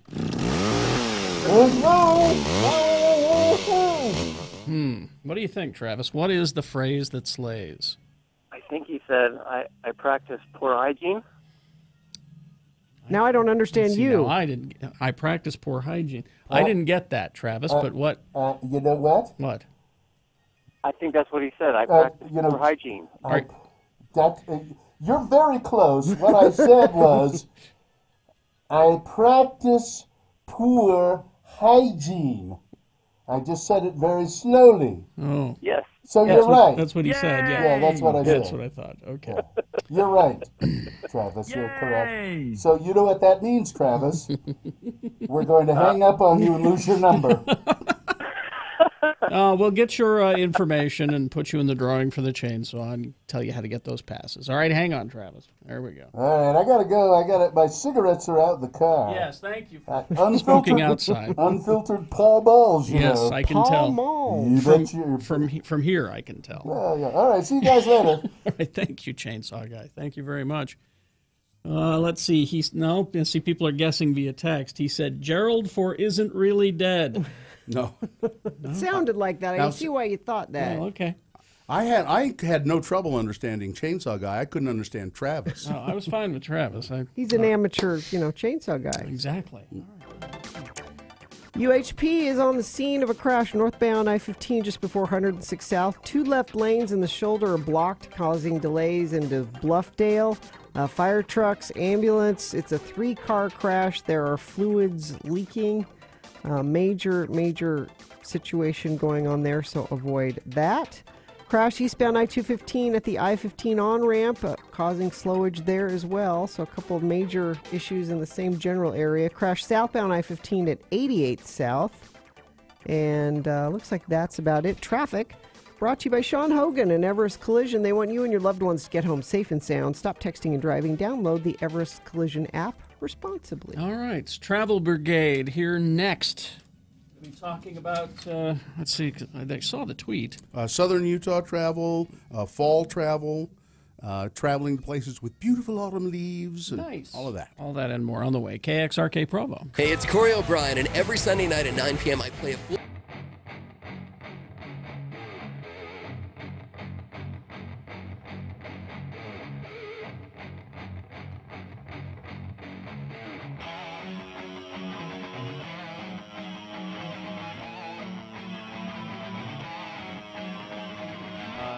the mayor of Salt Lake has joined us here.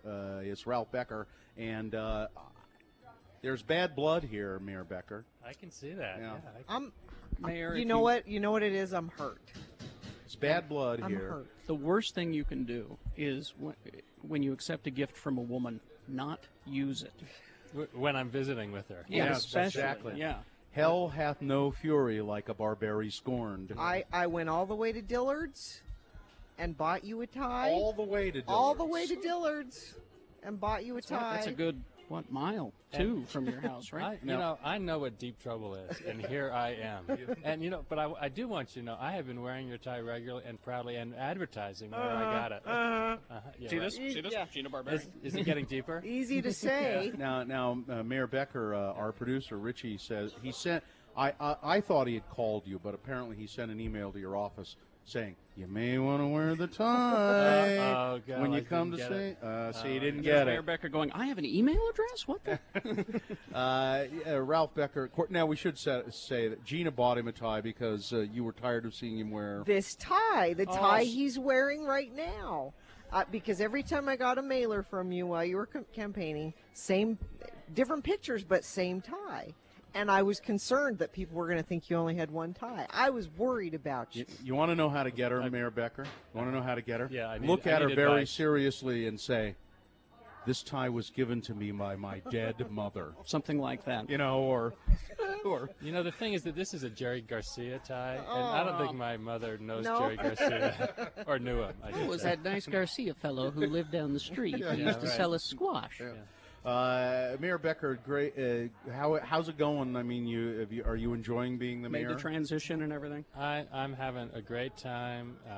I've got great people around me working. The city's been so responsive. Everyone's jumping in to do things we need to do. So I'm feeling great. I want to applaud you, by the way, for taking a bold stance and making what I think is one of the most significant moves I've ever seen a mayor make, and that is get rid of that ugly logo that Rocky Anderson had, and go back to the traditional city logo. I'm actually serious. Bill really likes that logo. I like the traditional logo, that mountainy kind of. That was a dumb logo for Salt Lake. It's the important issues Bill pays attention to. Well, I realize these are symbols of the city, so there is importance there. It was really just a matter of personal preference, and as I mentioned, when someone asked me about it, he said, "Why'd you do it?" And I said, "Well, someone came to us and said you need to pick a logo for the city, and we'll develop one for you." And I said, "Well, I don't want to spend city's money to get a new logo." So we looked back at what was available. Really liked that one of the city county building. Thought it was very distinguished, and it's kind of formal looking, and I think it represents you. I mean, you're a planner kind of a guy who likes detail, and that logo somehow says to me it's. I don't know how to say what I'm saying here. I got you. It's a very. It looks like it was done by an engineer, or something. Well, I don't know. I think it looks good and obviously represents the city. So.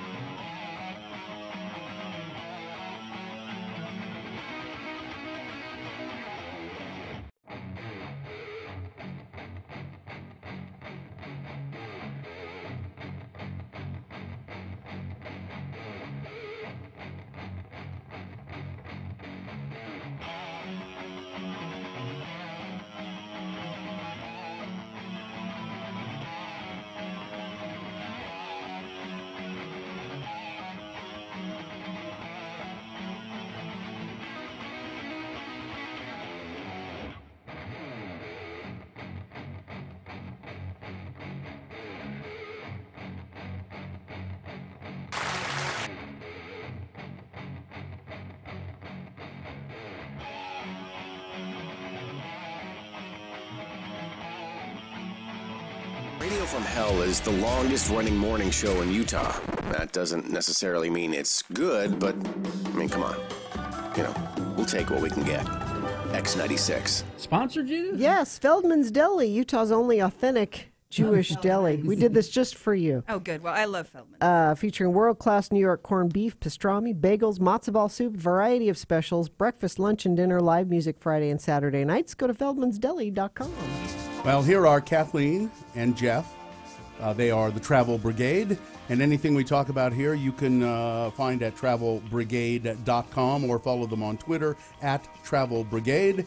And we're going to be talking about shoulder season. Which a term Bill doesn't like, apparently. Well, I'm not the only one. I've been looking it up, and apparently it was invented by people in the travel business, the term. Means when they're slow. And people say, why just go back to calling it off season. Yeah, well, off sounds like you don't want to travel that time at all. It's off. Yeah, it's off. Our point is that now that September has given way to October. That's true. It's shoulder season, and actually, it's not like the off name or season. not. This is the best, whether you like shoulders or not. This is the best time to travel. Now, do we have a giveaway, by the way? We do have a giveaway. Let's talk about that first. We have a giveaway 2 nights. Yeah, 2 nights in Kanab.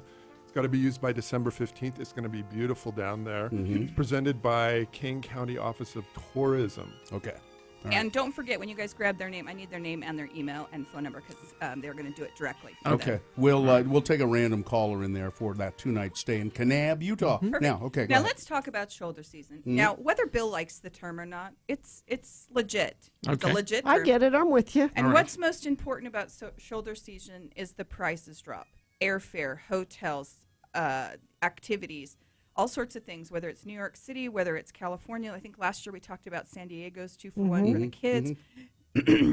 New York just got done doing 2-for-1 Broadways again and New York Restaurant Week. So it's going to be much cheaper for me to fly up to Brigham City and go on Utah's fruit.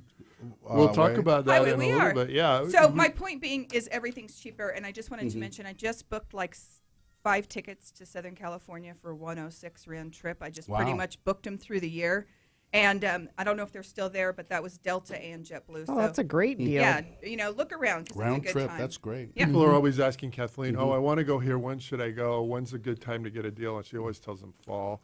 We meet with representatives from travel destinations all the time, and we say, well, when's the most beautiful time to come out there? And they always say, the fall.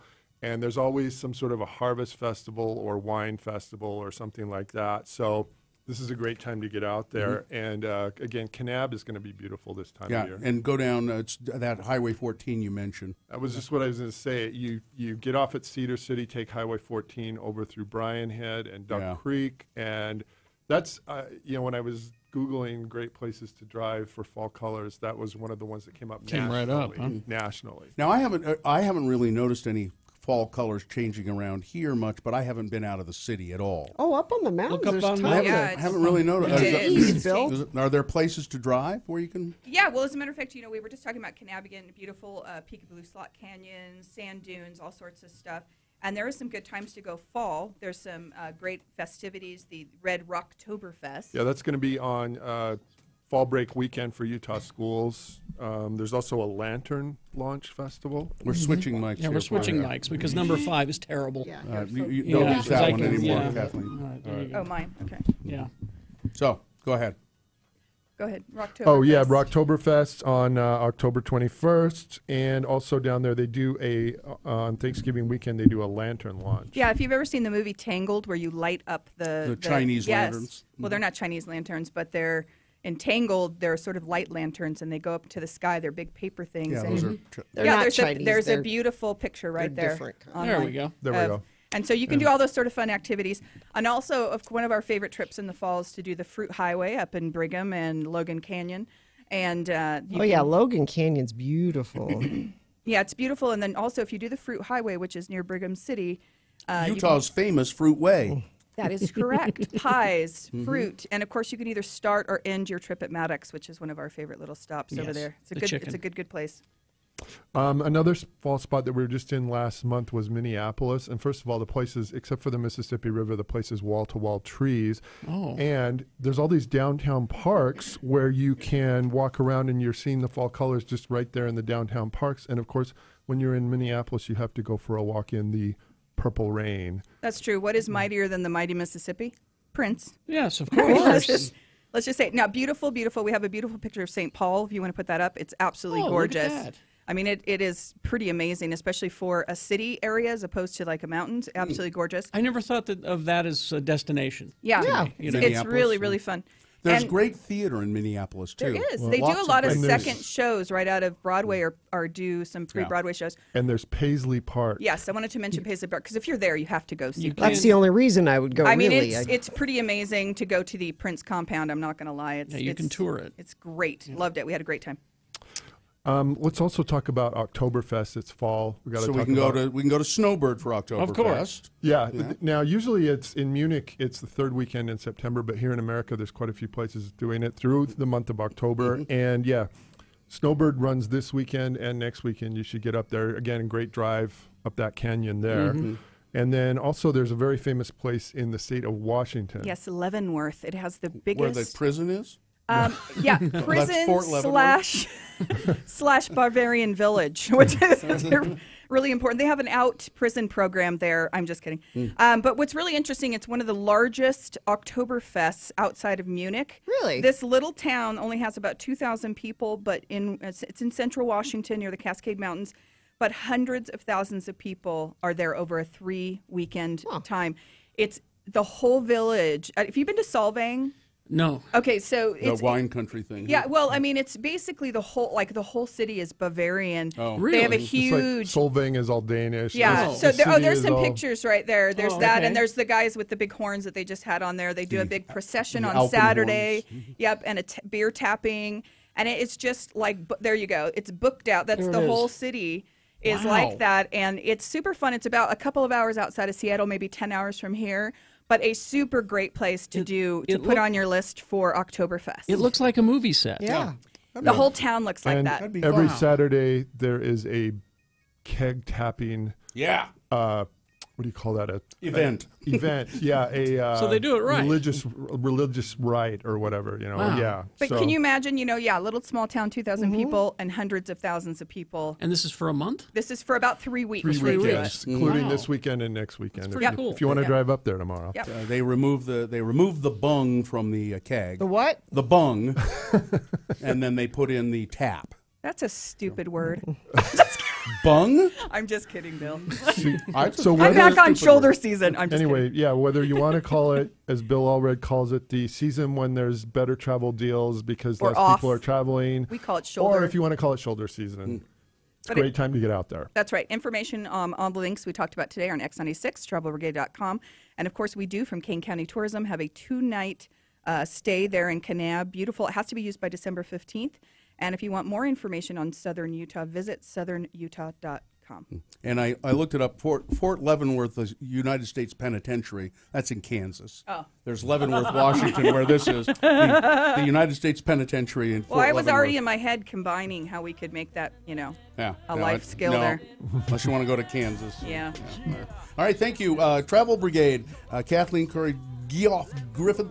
There's a YouTube ad for Leavenworth, Washington. It's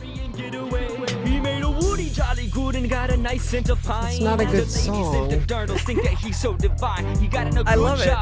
This doesn't sound like this is really Oktoberfest. German.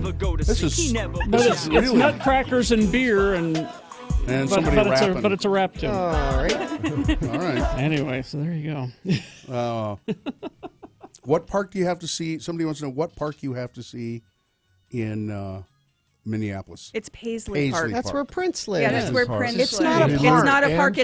It's Prince's compound, but it's called Paisley Park. He lived and just there. so you know, very limited He tickets. recorded there. Very limited tickets. They sell out really quickly.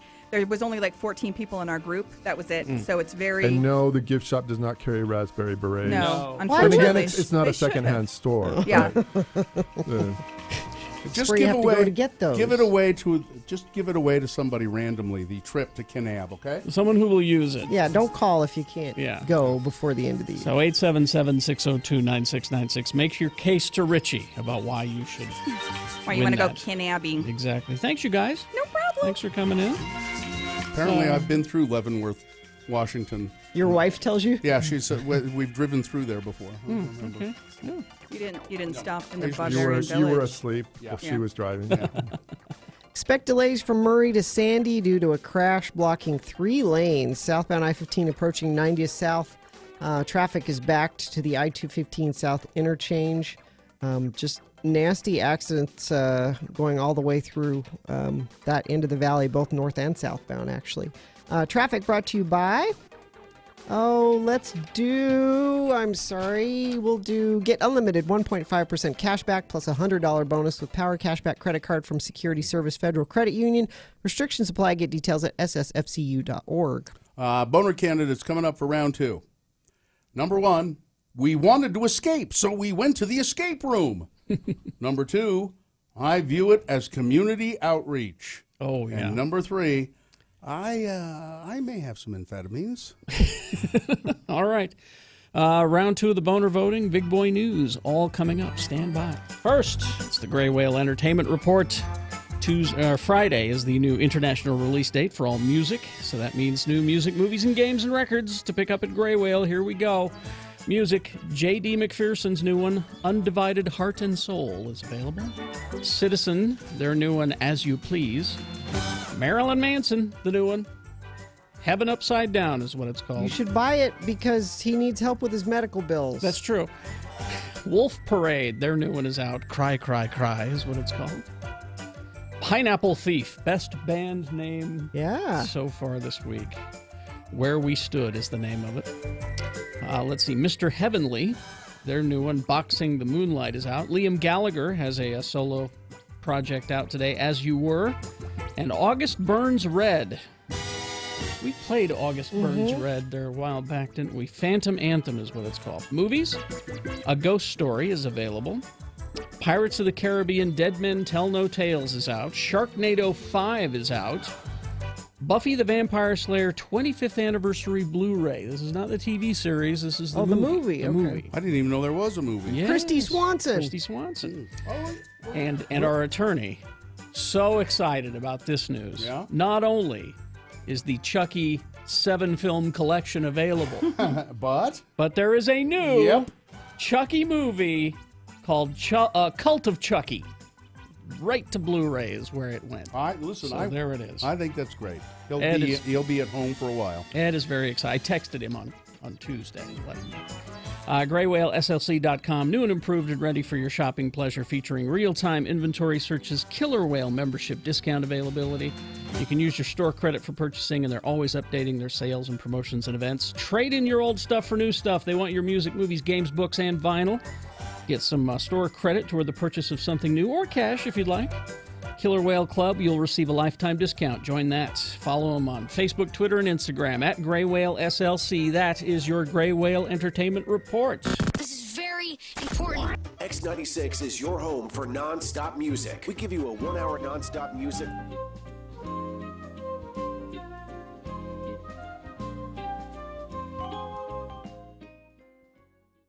I was reading one of those woman magazines. One of your women magazines? Like your Ms., your Red Book? No.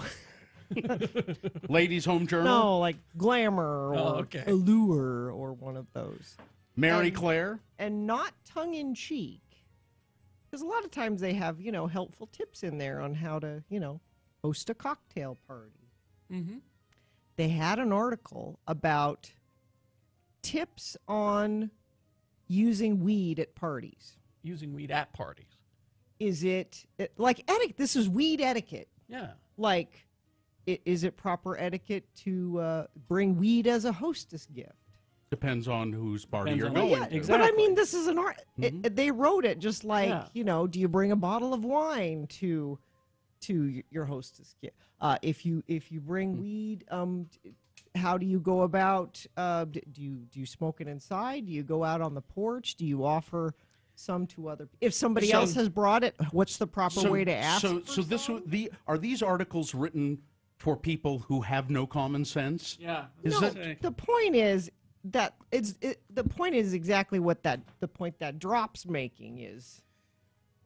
Is that back in the 50s, it was, you'll it's go like, on a killing spree, and now it's don't smoke in the park.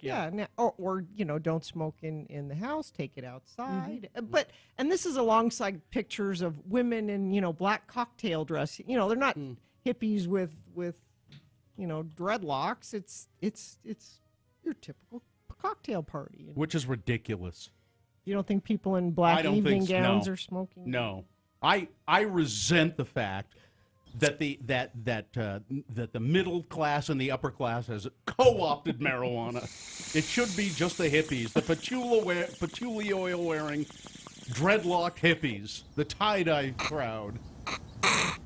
It was just interesting that it was just presented in a. But the way you describe the article too, it's just I'm still fixated on the fact that it's apparently written for morons. Well, it's just like what? But the type of people that read those kind of magazines are morons. Maybe haven't encountered that before. I don't know. Have not encountered common sense. Well, the point is, the word I will take from you is common. It is now common. That's why it's appearing in magazines. No, I see. I get that. That's an interesting part of it. But if it were about booze, it would also be for idiots. Mm-hmm. It's an article for an idiot. God, they're not. Why does this make you? I just thought it was interesting. It wasn't the New Yorker. It's a dumb woman's magazine. Yeah, I know. It's I get makeup tips out of it. That's what I'm going to that magazine for, not an in-depth article on pot etiquette.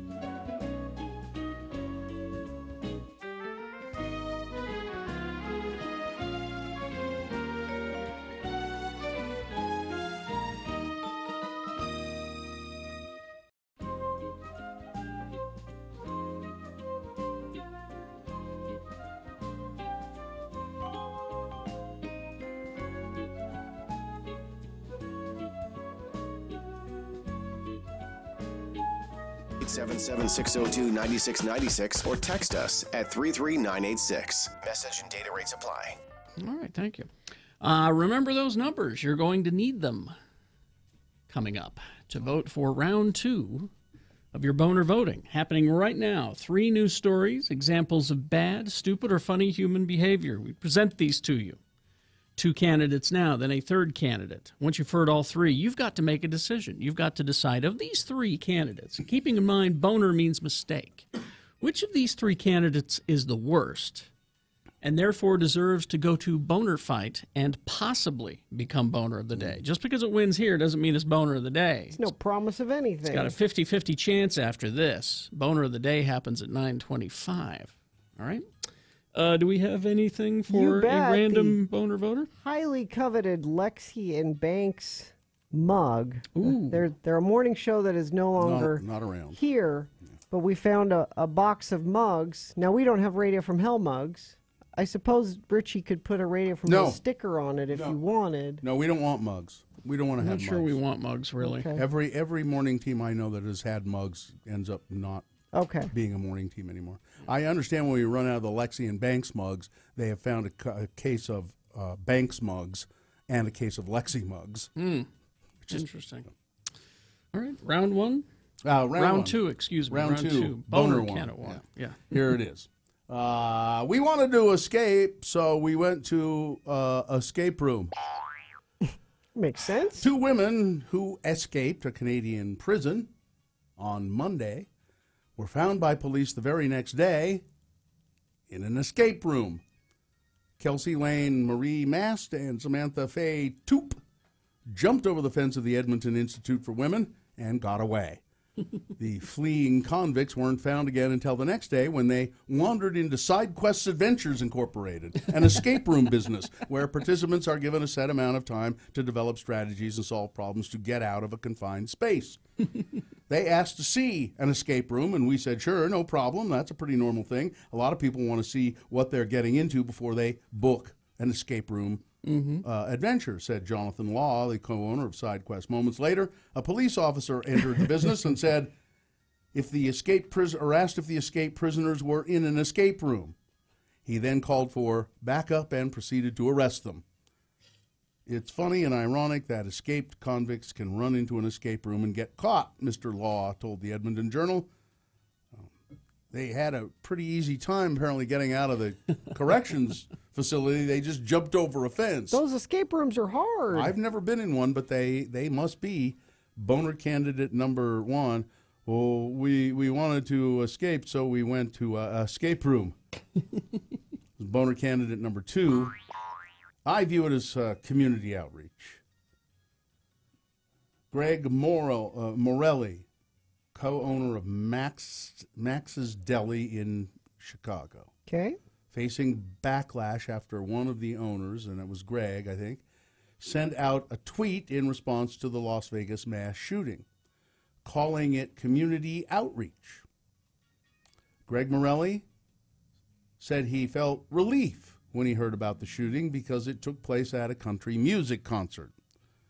Soon as I heard it was country music, I felt relief.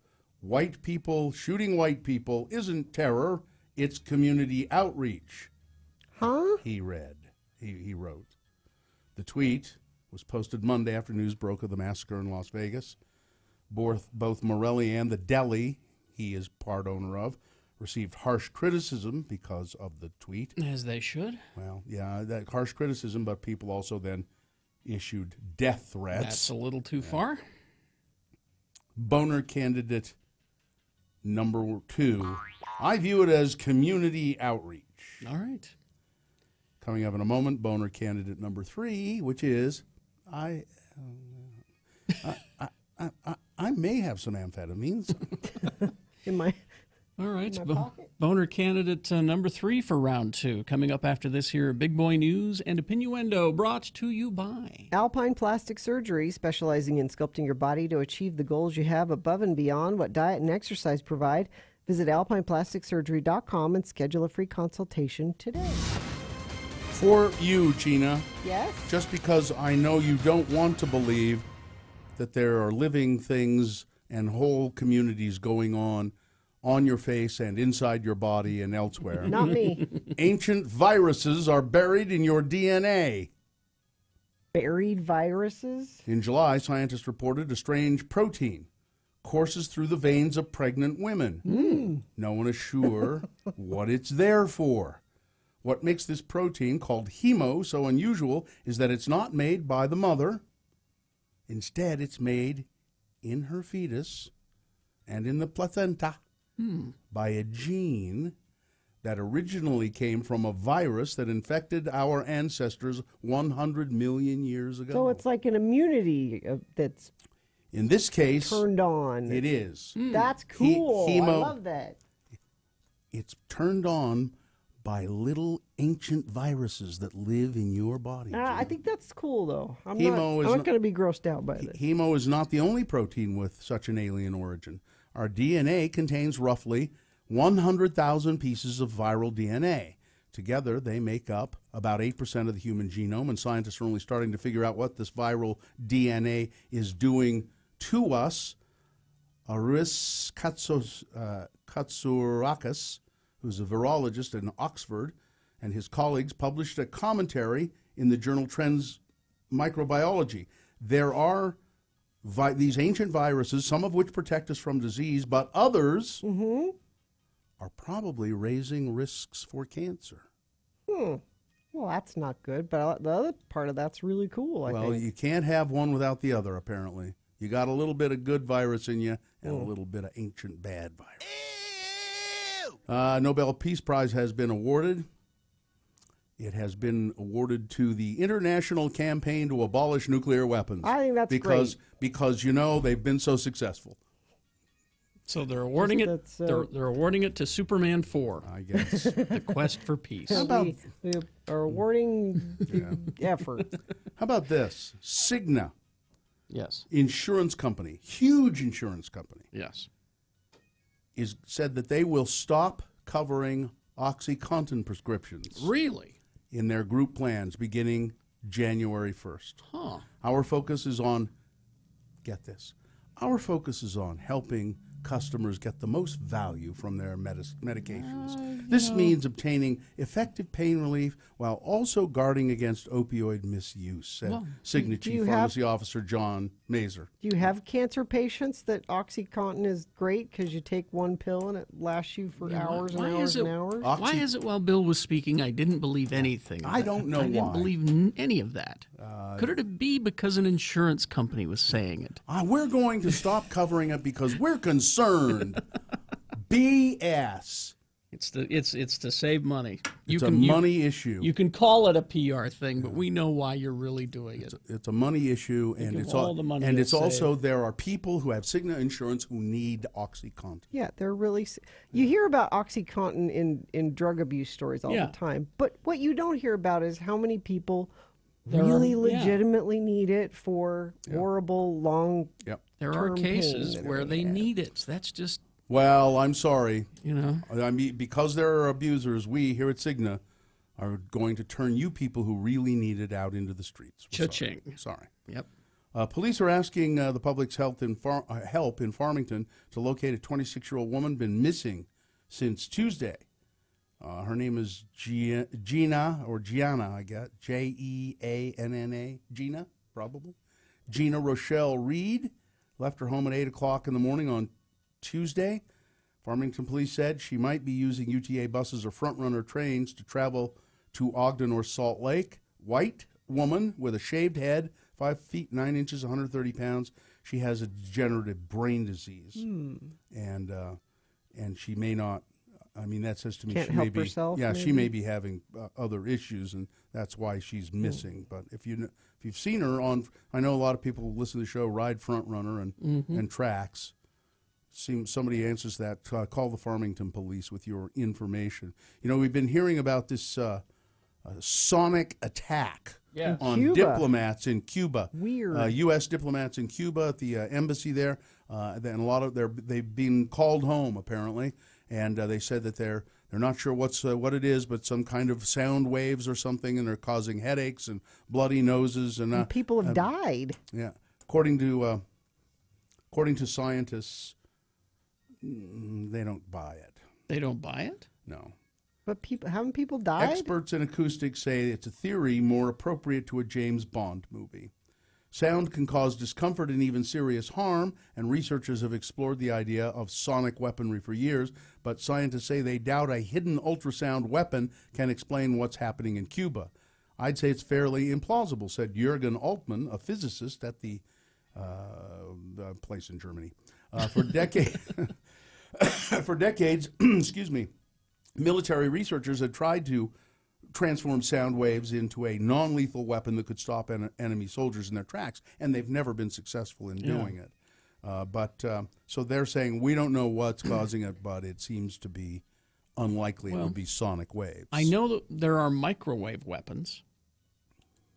Maybe it's that shoot microwaves. Maybe it's a modification of that. Or? Something is happening to these people. Yeah, I mean, this isn't. It could be mass hysteria. Is happening. Hard to say. Yeah, but I don't know. Scientists say. Well, then get those scientists down there to figure it out. No, we don't want to go down there. There are people getting sick. Elon Musk. He'll figure it out. Has called the governor of Puerto Rico. And said, "This is a perfect opportunity. With 90% of Puerto Rico without power, I can come in there and help you rebuild their power structure and to make it run all on solar power and batteries. It's a tremendous opportunity." If he's willing to do that. Get on that. He said the Tesla team has done this for many smaller islands around the world, but there's no scalability limit, so it can be done for Puerto Rico. However, Musk said the vast project would require approval from both the federal government and that of Puerto Rico, as well as commercial stakeholders. He floated the idea in response to a Twitter follower who suggested he take up the project. The governor of Puerto Rico, Ricardo Rossello, seemed intrigued by the offer and proposed that the U.S. island territory could be Elon Musk's solar flagship project. I mean, it's a small place. Let's talk, he said. It needs help. I think it's a terrific. It's a great experiment. Give it a try. Hell, yeah, why not? Yeah, I think if he's willing to do it, and then if the federal government, that's where it's going to fall down. Yeah, that's the federal government will. Because they're kind of anti-solar. They want you to be reliant upon fossil fuels. And then there's just this huge drama at American Idol. Oh, no. It's Katy Perry. What? Yeah. Because she's getting a $25 million check from American Idol. Yeah. And that's not Lionel Richie, Luke Bryan. They're not getting that much. Lionel Richie should be getting more money than Katy Perry. Ryan Seacrest makes $15 million. But apparently Lionel Richie and Lionel Luke Bryan, Richie has way more #1 hits than Katy Perry. What have you done for me lately? Yeah. He's timeless, Carrie. Lionel Richie and Luke Bryan, I love Lionel $2.5 million apiece. I would go see Lionel. That would be like a Vegas show. I would go. Richie, you want want to go see Lionel Richie? That would make my neck tired. Isn't he always dancing on the ceiling and stuff? It's quite a feeling. I understand. I don't like it. Is it money you're looking for? So there you go. They're upset. Everybody's upset, and nobody's going to watch American Idol anyway. So they're not? No, I don't think so. Because of Katy Perry? No, I just don't think they're going to watch it because it's because they got America's Got Talent and different and show. The Voice. They've got The Voice. There's too many talent shows. The Voice is a better show. That's why American Idol. I don't think it's a different show. People will watch it. How much do you want to bet that the ratings will not do well? What? But that's a. You what does bet? that mean? Not do well? Well, I mean, compared to those other shows, The Voice will kill it in the ratings. You think? Yes. All right, Gina. Absolutely. Let's see how big of a fan you are. Penny Lover. Nope. No, wait. Panty Lover? No. Is that what you said? No. Oh, I'm disappointed. This was a big hit. He's timeless. Mm-hmm. Hold on. Remember, he's timeless. Brick House. No. No. There's only one love I can sing. Nope. You lose. You lose. It's You Are. You are the sun. You are the rain. Yeah, boy, that's all night long. Okay. Brick House. I'm not, just so you know, I'm not putting any Commodores in. All right. That's dancing on Easy Like Sunday Morning. No. It's the only time Lionel Richie was good is when he was with the Commodores. Stuck on You. Very good. All right. That's it? All right. That's all weather we traffic. need. That's all we need. Because I know there's more. That's in way there. more. That's No, way that's more. all the Lionel really? in there. Yeah. Well, there's a couple of team-up songs. It's way more than Endless we need. Love's probably Endless, in there. Endless Love, of course. But I love this song. Easy Like Sunday Morning. That's Commodore. All right. What am I doing here? What do you Sports, want? weather, traffic. The thing that you do on the news segment. I know you'd like to just sit there and guess Lionel Richie songs, but please. O.J. Simpson is reportedly staging paparazzi run-ins. Well, that's how you get noticed. Are you following me? And he's already been signing sports memorabilia. No, that's how you get noticed. Yeah. We talk about Tom Hanks as the example. Yeah. He's never in the tabloids because he knows where those people are and he avoids those people and places. And yeah, he's already trying to make money on. Yes, because he needs to be seen. O.J. We'll talk more sports when Tom Hackett comes in a few minutes. Okay. Weather, it's beautiful today, even nicer tomorrow. 63 for a high today, 75, sunshine, pleasant, lovely weekend for you. Great weekend to celebrate autumn at Snowbird's annual Oktoberfest. Escape for the whole weekend with Oktoberfest getaway packages, including lodging, daily breakfast, all-day activity pass, $105 per person per night. Go to snowbird.com. Got a 4-car crash southbound Harrison Boulevard and 30th Street. The left lane, that's in Ogden, of course. Left lane and median are blocked there. That crash westbound 106 South I-15, blocking the right 2 lanes, traffic backing towards State Street. There's only one left lane open, leaving the Southtown Mall area headed west toward I-15. And more than half the freeway is blocked southbound 15 before the 90th South on 90th South and Sandy due to a crash there. Traffic is backed into Murray. Allow about 10 to 15 minutes extra through that area. That's traffic. All right. Here's boner candidate number 3. I may have some amphetamines. A 24-year-old woman was charged with drug possession after her father called the police to report that she had illegal narcotics. He also said that there was some crystallized residue on a sink in the family business. Officers arrived and confirmed that the residue was methamphetamine. When they asked the daughter, the police, that is, when the police asked the daughter if she had any illegal drugs, she was silent for a long time and then said, I may be in possession of some amphetamine. Indeed, the drugs were in a pink makeup bag, the report said. Boner candidate number 3, I may have some methamphetamine. Let's review the first 2 and vote. Boner candidate number 1, well, we wanted to escape, so we went to a escape room. That's the women who escaped from a women's detention facility in Canada, and the next day they went to a place that had one of those escape room features, those, you can pay to go in and figure out how to get, and they said, can we go into the escape room? And yeah, go ahead, take a look at it. And the cop showed up and said, are they in the escape room? Perfect. And they caught them. Boner candidate number 2, I view it as a community outreach. A deli owner in Chicago facing backlash after he called the Las Vegas shooting community outreach. It's okay because it was country music, people. That's what he said. Yeah. And boner candidate number 3, I may have some amphetamines. All right, let's do it. This is round 2 of the boner voting. You've got to decide of these 3 candidates which one is the worst and therefore most qualified to go forth to boner fight and possibly become boner of the day. All right? 1, 2, or 3. Put the number of the candidate you think should win this round in the message of a text. Text that to 33986. Most people vote that way. Here they come. I can see them now. Let's see. You can go to x96.com and look for the box that says round 2, October 6, and vote there. If you don't see the box, refresh. It'll appear. Or you can just call the old-fashioned way. Use your voice, 877-602-9696. You've only got 4 minutes to do it, though. It's round 2, boner voting. Let's go. X96 is Utah's original alternative with a 1-hour nonstop music wingding coming up right after Radio from Hell. Hey, guys.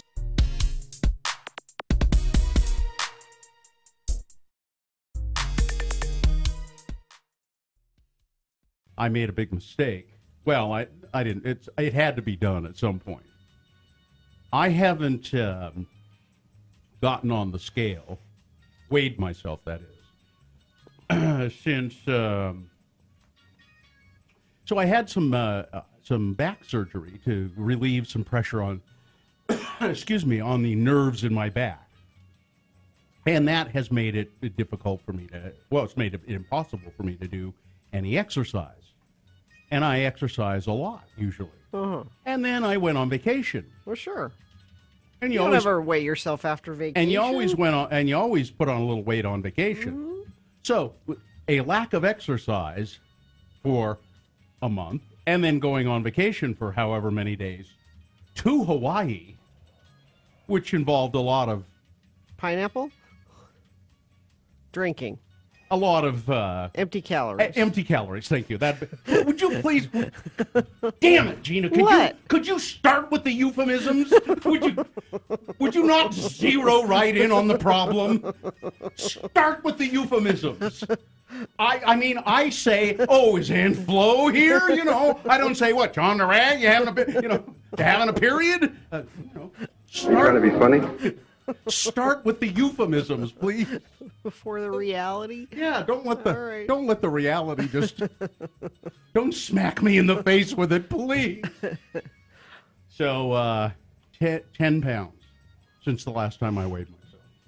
So in a month, you've gained 10 over. Well, I think I'd have to look and see when that surgery was. You don't look like you've gained 10 pounds. Oh, I sure feel like it. And I don't. Really? No. You look fine. I think. Nah. You always say that though. Because I don't know, why does she always say that? Because I don't think it's true. I'm sorry, I was chasing down things that we have to take care of here. I'm, trying to fix the show. That's all. She always says, you look fine. I think it's you say that either because you don't really look at me or at people. Because I look at you, and I wouldn't say that about you. I didn't ask your opinion on how I look or how much weight I gained on my vacation. I didn't ask yours either. You just offered it. I didn't ask your opinion. Okay, I won't say you look fine. I start out saying something nice when I get in trouble for that. I don't think I look. I think you can tell I've put on 10 pounds. Can't you, Carrie? Gina, watch and learn. Really? Can you tell that I put on 10 pounds? You hide it well. But you can tell, can't you? No. You can't? No. I also don't look at you very closely. I believe that. It's true. I don't look at anybody very closely. I know. I keep my head down. I do my job. I get out. I look at people too closely. Yeah, would you quit looking at me so closely? I'm sorry, how's your eye? It's better. Is it really? It doesn't... That's what you said. That's what you said when it wasn't. But now it's just crusty, not puffy. What did your husband say now that he's seen you? Did he, when he got home and looked at it, did he go, "My God, why didn't you go to the doctor?" No, he's still saying it's fine, so it's fine. It's scabby. I think that if you had FaceTimed him, yeah, he would have looked at it and went, "Oh God, yeah, Boots, get in there." He was with me all weekend, and it was fine. But so again, he doesn't look at you very closely. He just keeps his head down and does his job when he's with you. Exactly. Which I'm glad that he doesn't notice I've gained weight. No, so he just keeps his head down and does his job.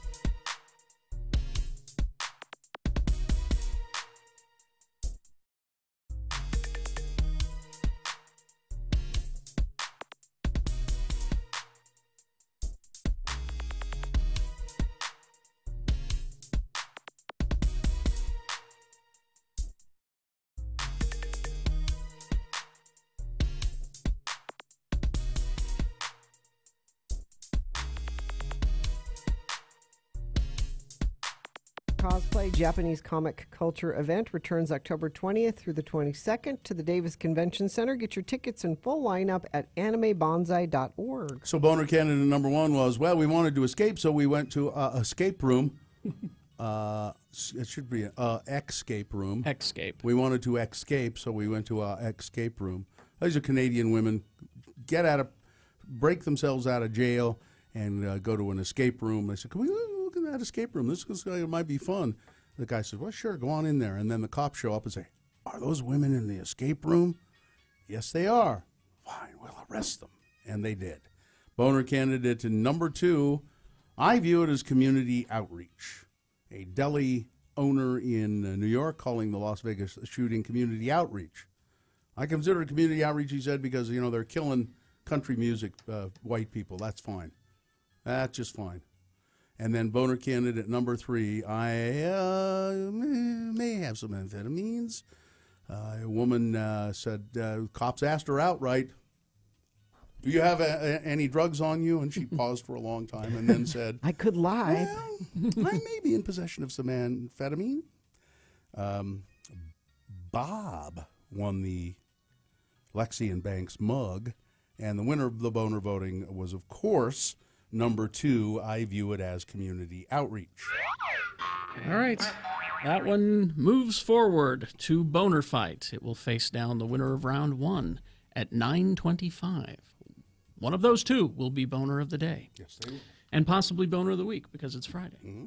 All right. Is this sponsored? It is. X96 welcomes Warren Miller to Abravanel Hall October 13th and 14th. More showings in Orem, Park City, and Ogden. More information at warrenmiller.com. Well, Tom Hackett is here in the studio with us. He's a former punter for the University of Utah and current radio host on ESPN 700 from 2 to 6 every afternoon, Monday through Friday. And then you do stuff, kind of spot reporting during University of Utah games as well?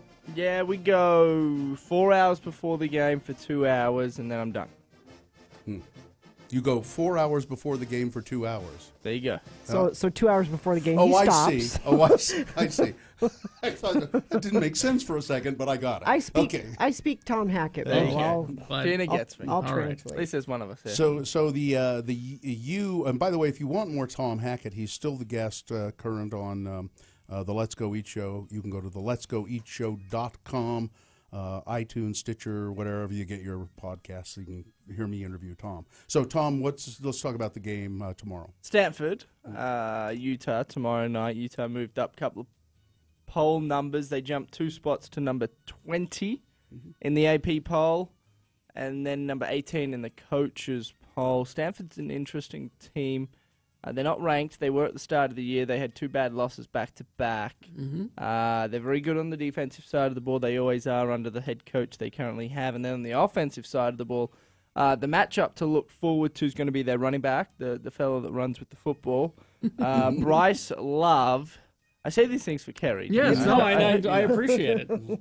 And he's already got over 1,000 yards on the year. He leads the entire nation in terms of rush yards. Really? Yeah, so he's very, very good. He's a Heisman hopeful. Well, in that case, Tom, isn't it so, though? So if he is the number 1 leading rusher in the country, we know who to look out for. Yes. You want to stop him. I don't know if you can stop him. You got to limit him. I think the word to use is limit, because stopping somebody like that's easier said than done. It's like saying on the basketball court back when Kobe was in his prime, stop Kobe from scoring. It's just about impossible. Yeah. Bryce Love, the running back for Stanford, is going to get the yards. It's about limiting those. Now Utah's defense currently ranked 10th nationally in stopping the run. Oh, wow. So they're very good at stopping the run. They haven't faced anybody that great, with all due respect to those that they've played, until this week. So that's going to be the big test. And do you want to make a prediction? I'm going to go Utes. I'll probably go Utes every single week I come on this show. I'm just going to warn you in advance. Okay, but yeah, all right. I'm going to go Utes by plus 5. Plus 5. Okay. He did Utah by 5. There you go. Aw. You say the same thing, Jim? Well, her dad made that phrase famous. It's a very famous phrase. Utah by 5, trust me. Yep. But you are welcome to use it. So now BYU is going up to... No. They're staying home. Oh, Idaho's coming here. Boise State. No. Boise State are going down to Provo. Beautiful Provo. Gina thinks that BYU might win this game. So, the week before I was speaking with Mitch Harper, I'll give a shout out to ESPN 960. They're the home of the BYU Cougars, and he was saying that when they were going up to Utah State, 10-plus points they were going to lose. And I'm thinking to myself, 10-plus points, wow, that seems like a fair bit. Turns out it was more than 10, so he was correct. This week, when I went and spoke with him, he reckons it's going to be a close game. A lot of people out there, the money's all in Boise's favor. I think it's like 7.5-point favorite Boise State are. So I don't know what to think. If Mitch is saying it's going to be close, yet Vegas is saying 7.5, then your guess is as good as mine. It sounds like you should place a bet then. Will win this. It sounds like the odds, your payoff will be very much larger. I'm thinking they're due. All right. Now, I'm thinking they're... I think it's interesting that you sports broadcasters here in Utah in particular are always giving point spreads and by this much and so much, because that's only information that's good to gamblers. Right. That's the only reason anybody ever gives those numbers, and gambling is illegal, Tom. Right. It's unfortunate that sports gambling's illegal, because I like to cheeky punt every now and then back home, so I've got to limit myself. Cheeky punt. Let's see. That means you like to make a wager. Yeah. On a game. On a sports game. Uh-huh. I was enjoying that part of Australia before I came over here. Vegas seemed to know things that other people out there don't, for whatever reason. Like when they put out their lines, I see. Okay. 9 times out of 10 that they are dead on. Like Really? last night, for example, The Patriots. Patriots and Bucks played. It was a 4.5-point line, and the Patriots needed a 49-yard field goal with just over a minute left to go into the 6-point range. But before they were at 3 points. So, I mean, I don't know what it is, but I just followed the line because then I normally get it right. I imagine Vegas gets a lot of information that we may not be privy to. No, what this tells me is the mob is behind all professional and college sports.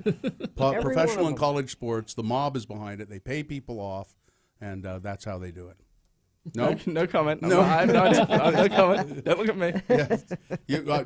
I think what Tom is saying here is he doesn't want to offend the mob. Yeah, I'm not trying to get in trouble. Yeah. So and now is there a Weber? Do you know who they're playing? And I have no idea. You don't know? Yeah, with all due respect to Weber. Listen, you're the guy who brought you here to the United States is coaching there. It behooves you to know. In fact, we even went up to McKay Hospital yesterday, did our show on remote up there, which is directly opposite Weber State University, and could care less, unfortunately. They have a bye this week. There you go. That's why you didn't know, and I expect you to come next week and let us know. I'll tell you everything about Weber next. And Australian rules football, how's that going? It's done for the year. It's a shame. Oh, yeah. So I spend $150 every year, US bucks, to stay up till 3 o'clock in the morning on the weekends to watch my beloved Sydney Swans play, and now it's all done. Now, so how many teams are in the Australian Rules League? 18. 18, and they have like a big playoff situation? Yep, so the Super Bowl just got done. They call it the Grand Final. They packed the MCG, which is the Melbourne Cricket Ground, about 10 minutes up the road from my house, and the Richmond Tigers won. The Richmond Tigers? Yeah, the Scumbags. They're terrible. Huh? That's not a good name for a team. It's a terrible mascot. No, they've got missing teeth and everything. It's horrible. Oh, okay. And who did they beat? Who did they? They beat the Adelaide Crows, which the Adelaide Crows. And your team is what? Sydney what? The Sydney Swans. And how did they finish this year? They were 0-6 at the start of the year. They ended up making the finals, we call it playoffs, and we eventually lost. But I think we lost twice in the past 15 or so weeks of the season. So we were red hot, and then unfortunately we just kind of the Swans diminished. aren't a very Crows. Yeah. That's a great tougher than mascot. Swans. No, Crows are terrible. No. Have you seen Swans are mean mothers? They can be, yeah. Yeah. But crows. Ugh. And can I come over to your house and watch Australian rules football? 3 in the morning? In Salt Lake? Oh, is that? Yeah. Yeah, you're more than welcome to. Is it 3 o'clock in the morning, really? Well, it depends, yeah. No, it really is. I'll stay up till stupid hours in the morning and then just hate myself the next day. I just like to see one of the games. I don't. No, you're more than welcome. YouTube. Yeah, GOOG. You just want to hang out at Tom's house. Yeah. Yeah. You want that good Australian Bill's gonna get beer. young again. He's promised. He's promised me some Vegemite. Oh, and I didn't ask my grandma, so I apologize. We need some. I know. All right. All right, guys. Thank you, Tom. Thanks, Tom. All right. Do you have traffic, Gina? I do. Crash on University Parkway near I-15 blocking the left lane. Use caution as you stay to the right and head west there. 4-car crash Harrison Boulevard and 30th Street in Ogden. The left lane and median blocked. Crash westbound 106 South at I-15. Traffic backing towards State Street there. And more than half of the freeway blocked southbound 15 before 90th South in Sandy. They're getting that cleared up, but still causing slowage in that area. That's traffic, and it's brought to you by Bad Apple. They offer premium original equipment and parts and repair for your phone, while most competitors use cheaper aftermarket parts. Now, with 10 locations, go to badapplerepair.com. I neglected to mention all morning. Come see me tonight. Where? At the Haunted Forest. Oh, in American Fork. American Fork. I like that place. From 8 to 10 p.m. So come and see. I'll be there doing the radio and giving away some stuff, I guess. I'm hoping I have stuff to give away. I bet you do. It would be nice if I did. So 8 to 10 at the Haunted Forest tonight. I'll see you then. All right. KXRK Provo. Hey, party people. It's John Smith on X96 here to tell you that on Sunday night at 10 o'clock, I'll be back for SLC Punk. Gonna throw out some ranting this week. Also, I'm gonna introduce you to a new band called Officer Down.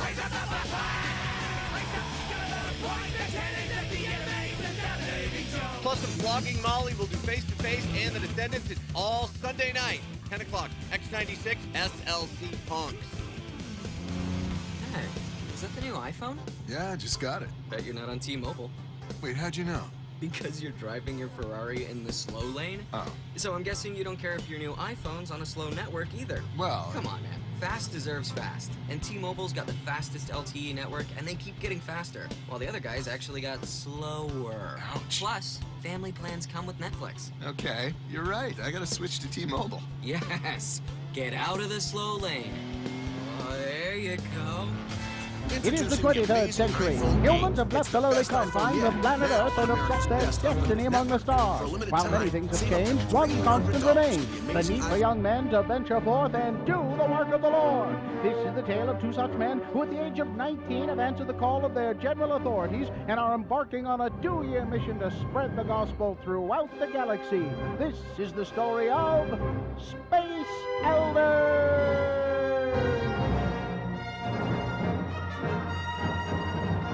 In this episode, we find an old adversary of Butch and Lehigh planning their demise. So, bounty hunter, you will bring me Christiansen? Jabba the Hutt was very fond of his rancor. He would pay me more for a complete set of missionaries. Christiansen made me look weak in front of the Emperor. Only by turning Christiansen to the dark side will I be able to regain my place by the Emperor's side. One Elder Jensen. Sell him to that slug, Jabba. I have arranged to have the elders meet you on Bespin. There you can ambush them without anyone noticing. If these elders bested you and the Emperor, how do you expect me to transport them back to you? I prefer my elders frozen. There is a carbonite facility on Cloud City. That should make transporting them simple. Have my credits ready. I'll be right back. Here we are, Butch. Cloud City. It sure looks like the holograms they showed us in school. I don't know, Lehigh. I always get nervous when I stand on a city that's floating miles above the surface. Are you sure this is the right place? Zone Leader Hanson said that we're supposed to meet someone here named Lando Calrissian, right here on Bespin. Well, church records on this Calrissian fellow show him to be a gambler, smuggler, womanizer, and a penny stock manipulator. Are you sure this is the guy? Well, maybe he's ready to turn over a new leaf. Oh, I think that's him right there. Hi, and welcome to Cloud City. I'm Lando Calrissian. I run the mining operation here on Bespin. Could I offer you a beverage? Perhaps some malt? I love a malt. Liquor? Oh, no, we don't drink, Mr. Calrissian. I'm Elder Christiansen, and this is Elder Jensen. Hi. We represent the Church of Jesus Christ of Latter-day Saints. You know, the Mormons. Now, our zone leader said that you might be interested in learning more about our religion. Actually, no. We have some common acquaintances. I've made a deal with the Empire. Well, they'll leave me alone if I introduce you to this guy over here. Elders, this is Boba Fett. Boba Fett, Elders Christiansen and Jensen there. Gotta go now. Got a city to run. Bye-bye. Well, Mr. Fett was up. Well, hi, I'm... Hey, I'm all tied up. Cool toy. I need to get me one of those. We could convert more people if we could just tie them up first. Now, Butch, I don't think we would be allowed to hog-tie prospective converts. Excuse me, Mr. Fett, could you untie me now? One down, one to go. Don't push my companion in that hole! Whoa! What have you done to my companion? Is Butch dead? No, he wouldn't be worth much to me dead. Jabba wants to see him die in person. Your companion is frozen in carbonite. Now, if you would be so kind as to throw yourself down in there, we can get on with this. You're going to take us both back to Jabba's palace? No, you have an appointment with Darth Vader and the Emperor. Cousin Darth? Oh, my. Hey, get over here. Sorry about this, Butch, but I need you to do something for me. Don't push me. Ah! Oh, I guess you weighed more than I thought in this thing, Butch. I'm sorry, Mr. Fett. I hope my companion, who's now frozen in carbonite, wasn't too heavy. Oh, geez, what do I got to do now? I better go for some help. Never leave your companion, Lehigh. Mr. Kenobi? It is the first rule. You must never leave your companion. Obi-Wan, come back. I need some help. Oh, Well, I guess I can put you on my luggage rack like this, Butch. Come on, let's go. Will Butch be able to serve out the rest of his mission frozen in carbonite? Can Lehigh really find a big microwave to defrost him in? Will Darth Vader ever get his revenge and once again become the Emperor's favorite lapdog? And where does Boba Fett get all those neat gizmos? Tune in next time to hear Butch say... on the next mind-numbing episode of Space Elders!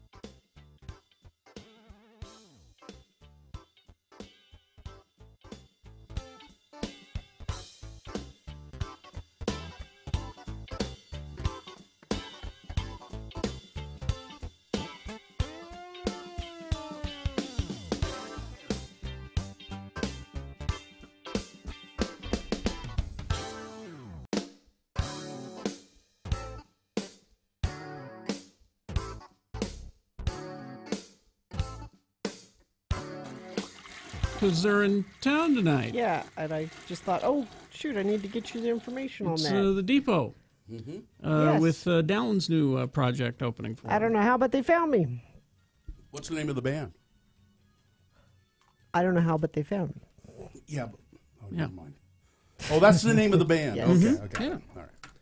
So that's all Let's tonight. see, yeah. 6 o'clock. 6 o'clock tonight. 6 and... it's an all-ages show. Yes, which is nice. All-ages event. Doors open at 6, shows at 7. And, yeah, this is a good time of year for that band, so too. Maybe your kids have been watching the Aquabat Super Show. Oh, there we go. Aquabat Super Show. It's on Netflix. What's that other show they did? That Yo Gabba Gabba? Yeah, Yo Gabba Gabba. Yeah. And it's $23. So, yeah, take your kids to see a show. Hey, look, we just have a second here. I need to Yes. ask you a question All right. about my hair. Okay. So I haven't cut it in a long time. You haven't? No. I've been letting it grow, and I don't know. Are it's you starting to Well, you had said you wanted to maybe go back to long-haired Bill. Just to see what it would be like, yeah. Yeah. And now, but I'm kind of enjoying it because it's really, it's just a hassle to get a haircut. It's not that big a hassle to get a haircut. Yes, it is. I really just don't care for it. I don't care for getting a haircut. Never have. Is that what led to the long hair in the first place? No, what led to that long hair in the first place was that it was sexy. Really? Yeah, I was really. That's what you thought? I was. There were people who did that mattered. Oh, I see. Well, then I think your hair is up to the people you want to be sexy for. Does it look okay, though? Yeah. I mean, now I think, because I'm just wondering if it was looking too ratty. No, it doesn't look ratty at all. Okay. Believe me, I would tell you. Oh, I know you would. I know. I take them out and hang them up there and let you bat at them all the time. No, I think you need to ask the person that you wish to find you sexy. Yeah. Well, that's everybody. Well, that's everybody. How about the person you're having sex with most regularly? Well, that's everybody. Yeah. No, it's I would. Whatever she wants. Yeah. Well, I mean, she should do what you want. Cut your hair. Do you think it's gonna make him change? I'm just a boy with a new haircut, and that's a pretty nice haircut. Torture like a puzzle, hitmen wearing muzzles. I'm just stuck on that you don't like having a haircut. You just don't like somebody touching you that way? No, it's just I find it's just a hassle.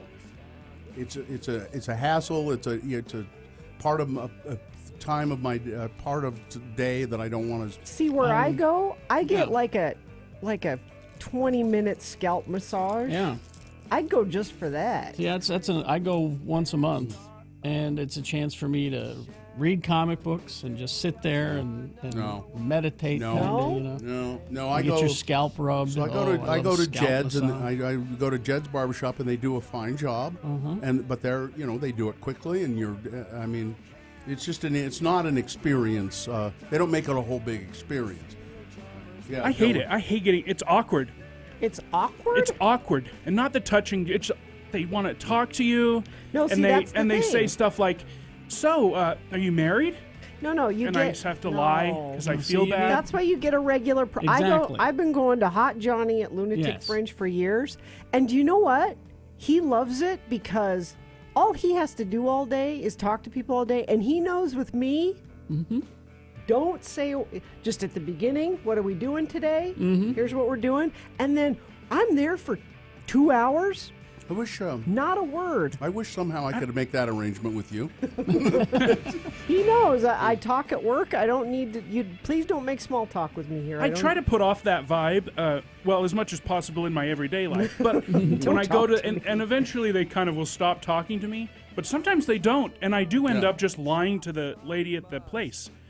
So what are you doing on the 4th? Are you taking your kids to see fireworks? Yep. Yeah, I am. Yeah, that's what we're doing. I'm taking them to Grandma's. And I got a pack of fireworks at the Smiths. No, this is an opportunity for you to be a different persona. Sometimes I am. This isn't a bit. Sometimes I am. Sometimes I've been from other cities. And I'm here just for work. I moved here for my job. I'm from Sweden. Then you don't try that. You don't speak English. I don't. Oh, hello there, Governor. I'm here to get me haircut. I is. I'm from Scotland. No, you're not. No, you're not. No. No, see, that's why you get a relationship with a haircut person, stylist. I don't know what they're called these days. A haircut person. Haircut person. Yeah. I mean, like me, a beautician. Like relationship. Like me and Matt. I've been going to Matt. You still go to Matt? I still go to Matt at Siren. I've been going for years, and we're both from small towns, and so we. And he knows I don't small talk with Carrie. We do the small talk. You do. We talk about TV shows and. Well, I used to go to Victor. I ran into Victor the other day. How is Victor? And I told him how I'd broken up with him a number of years ago, but he used to cut my hair, and he understood. I said, I've been going to get my hair cut at a place where that advertises with us. I feel it's my obligation to do that. And he said, no, I understand that. But Victor was always wanted to talk about Bewitched. Yes. I would have many conversations. I used to go to Victor, too, and I'd have many conversations with Victor about Bewitched. Victor is a lovely guy. I mean, he's a great guy, Victor Saldivar. He's a terrific guy. Do I put up an ad on Craigslist for this relationship? How do I don't know how to even find a hairdresser to have a relationship. Well, part of it is next time you get your haircut and you really like the haircut. Yes. Then whoever that person is, say, make an appointment with that person specifically next time. So the first step is I have to care about what my hair looks like. Yeah. Yes. And then the second step, all right. Well, I really liked the haircut I just got. I thought it was great. Another factor is your budget. Yeah. Well, yep. See, Jed's is very inexpensive. Yeah, and you can make appointments with the same person at Jed's every time. Yeah. Well, I have to remember the accent I did the last time, where I was from. I thought you were from Australia. This is where you start over with this new relationship, and you let them know I'm not chatty. Okay. I'll probably just sit here with my eyes closed. So do this. Just go. No English. No English. You look kind of Hispanic anyway. Maybe I could do that. I've been following Tom Hackett around to try to get the Australian accent for my next haircut. But no. If you're Australian, people want to talk to you because they'll want to hear the accent. Yeah, but now, if you do get the relationship with the haircut person, that is a no-talking relationship. Tip well for that relationship. Once you get that relationship where you want it, tip well for it. Yeah. So if it is a no-talking like Gina's, then keep it there. Okay. If I tip you, Gina, why not? You bet. could I have the same relationship with you that Johnny does? Tip me. Come on. All right. Palm me a fiver, Bill, and I won't talk. Palm you some fiber. Why do you want fiber? Now we're back to the yogurt thing. Lady Yogurts. The Lady Yogurt's playing the Oh, word. Jesus. I just knew it.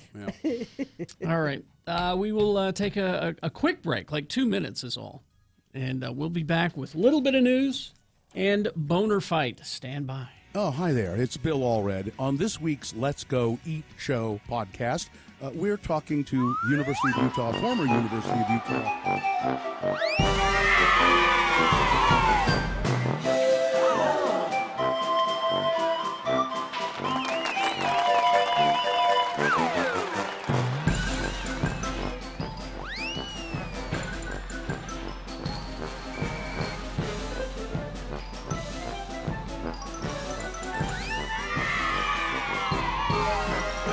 Now, did you find the Mitt Romney? I did find the Mitt Romney. All right, let me just read to you briefly where he did this. It was during a surprise appearance at a dinner this week. Did he pop out of a cake? For Washington, D.C. radio and television reporters, his top 10 list of reasons why he dropped out of the race for the White House earlier this year. Oh, now I found the David Letterman. Is this a different thing that Well, you're it says talking Romney. It says here Romney offered the David Letterman-style list, written with the help of several campaign advisors, at the Radio and Television Correspondents Annual Awards dinner Wednesday night. A video of the appearances available on YouTube. Now, see, I've got the David Letterman. I don't know if this is the same thing. Why don't you do it, and I'll see if that's I also the same have thing. the other one, too. So. Top 10 reasons Mitt Romney dropped out of the presidential race. Well, here you have it. As topical as though torn from today's headlines. Exactly right. Top 10 reasons Mitt Romney dropped out of the presidential race. Here we go, number 10. Harsh Midwest weather was murder on his split ends. Number 9. Is that? This is not the Mitt Romney one. This is Letterman's, but let's see which one is funnier. Okay. Wants to devote more time to his rap persona, P. Mitty. P. Mitty. Number 8. Polls show public doesn't want a president who looks like a casino greeter. That's good. That's good. Number 7, just couldn't compete with the Ron Paul juggernaut. Number 6. That's funny. Unveiling a new line of honey-roasted Rom Nuts. What? What?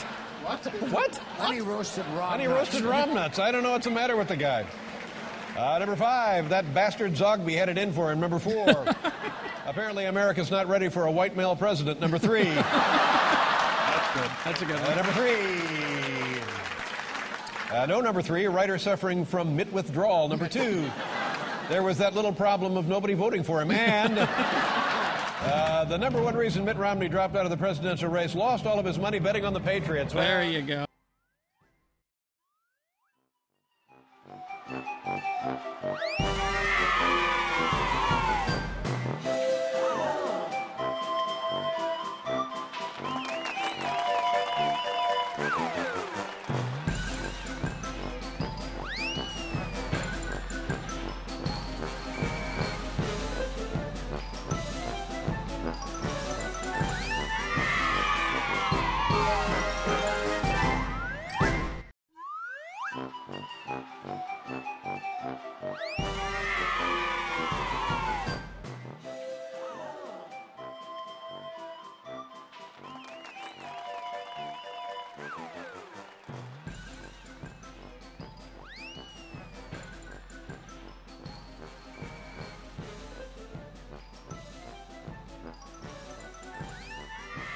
Radio from Hell, proudly giving you incomplete sports and traffic with Gina Barberi on X96. All right, 9:17 right now.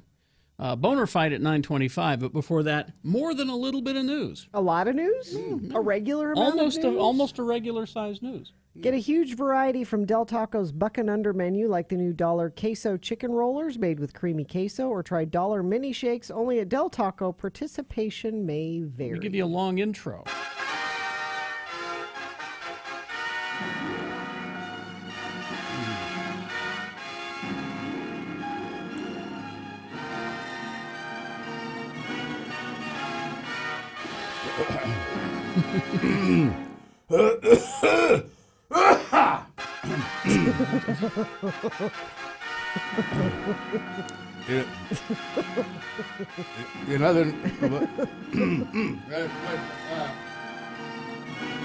He must not have a lot of news today. Well, he was planning on a little bit of news. Okay. Gina. Yes. A show we both followed. Yes. I think Carrie did too, I believe. The true crime documentary Making a Murder. Yes. Yeah. Breakout hit for Netflix, and granted a weird kind of stardom, I guess, to the convicted killer at the center of the series, Stephen Avery. The powerful case made for Avery's innocence seemed to assure that he'd get a retrial. Well, I'm not in the innocent camp. He won't. Good. The series outlined a sketchy case against Avery. Yes. His attorneys convincingly picked apart the prosecutor's evidence that Avery murdered photographer Teresa Halbach on October 31st, 2005. It left many feeling that he and his mentally disabled nephew, Brendan Dassey, had been railroaded. There's some railroading in there, but it was pretty clear that Dassey had been railroaded. And I thought the documentary made it pretty clear they felt Stephen Avery had been railroaded as well. Brendan Dassey's conviction was overturned because of this Netflix series. Avery's new attorney, Kathleen Zellner, seemed certain she could convince the state of Wisconsin to grant him a retrial. But no, they said, no, we're not going to. Sheboygan County Circuit Judge Angela Sutkowitz said in her ruling that, based on the evidence presented so far, Stephen Avery has failed to establish grounds to warrant a new trial. Avery had argued that new scientific tests cast doubt on evidence submitted at his trial, presented alternate theories about the killing, and questioned the motives of the police. Murder? They are still working, though, to revive Avery's case, and his attorney, Ms. Zellner, remains optimistic that Mr. Avery will be his conviction will be vacated, as she put it. Nah. So, no. He did it. Yeah. I mean, those things may be true. It was not a greatly handled case, and the police may have had all those things had it out for him. But why do you think he did it then? There's stuff that was left out of the documentary. Evidence that came out after. And it was Where do you find that? It was Google. I can't remember which news it was, but there was evidence that was left out of the documentary that said, "Oh yeah, he did it." Yeah, he did it. Well, based on the documentary, it didn't seem like he did do it. No, that was the point. Because when you make a documentary, Bill, you can put the things in it that support your case and leave the things out that don't. Mm-hmm. But why would you want a convicted murderer to go free? I don't know. I didn't make the damn thing. Didn't seem like. I don't want him to go free. I don't think you should. President Trump delivered a foreboding message last night, telling reporters as he posed for photos with his senior military leaders that this moment right here that you're experiencing, this moment right here, you guys know what this represents. There he is standing with generals and things. You know what this represents? Maybe it's the calm before the storm. Could be the calm before the storm. What storm, Mr. President? One reporter shouted. ISIS, North Korea, Iran? You'll find out, the president said. It's a surprise. Won't that be fun? Earlier in the evening, the president had lauded the group, including his defense secretary and chairman of the Joint Chiefs of Staff, and said they would be discussing military issues facing the country, including North Korea and Iran. Trump said tremendous progress had been made with respect to the Islamic State group, adding, I guess the media is going to be finding out about, over the next short period of time, they'll be finding out about that, the fake news. By the way, Donald Trump is also calling for a congressional investigation into NBC and CNN. Do you realize how dangerous this is? Yeah, don't be concerned about that. That's nothing that a dictator would do, right? Yeah. We need an investigation. They'd have this fake news, and you know there are plenty of people out there who are going, my God, he's right. He is so right. Congress should investigate them and put some curbs on that press. Put some stops on them. They're disseminating all this fake news. Let's start with InfoWars, and then we'll talk about NBC. Brooke Shields revealed the cringeworthy way in which President Trump once asked her out. Oh, yeah. On Tuesday's broadcast of Watch What Happens Live with Andy Cohen.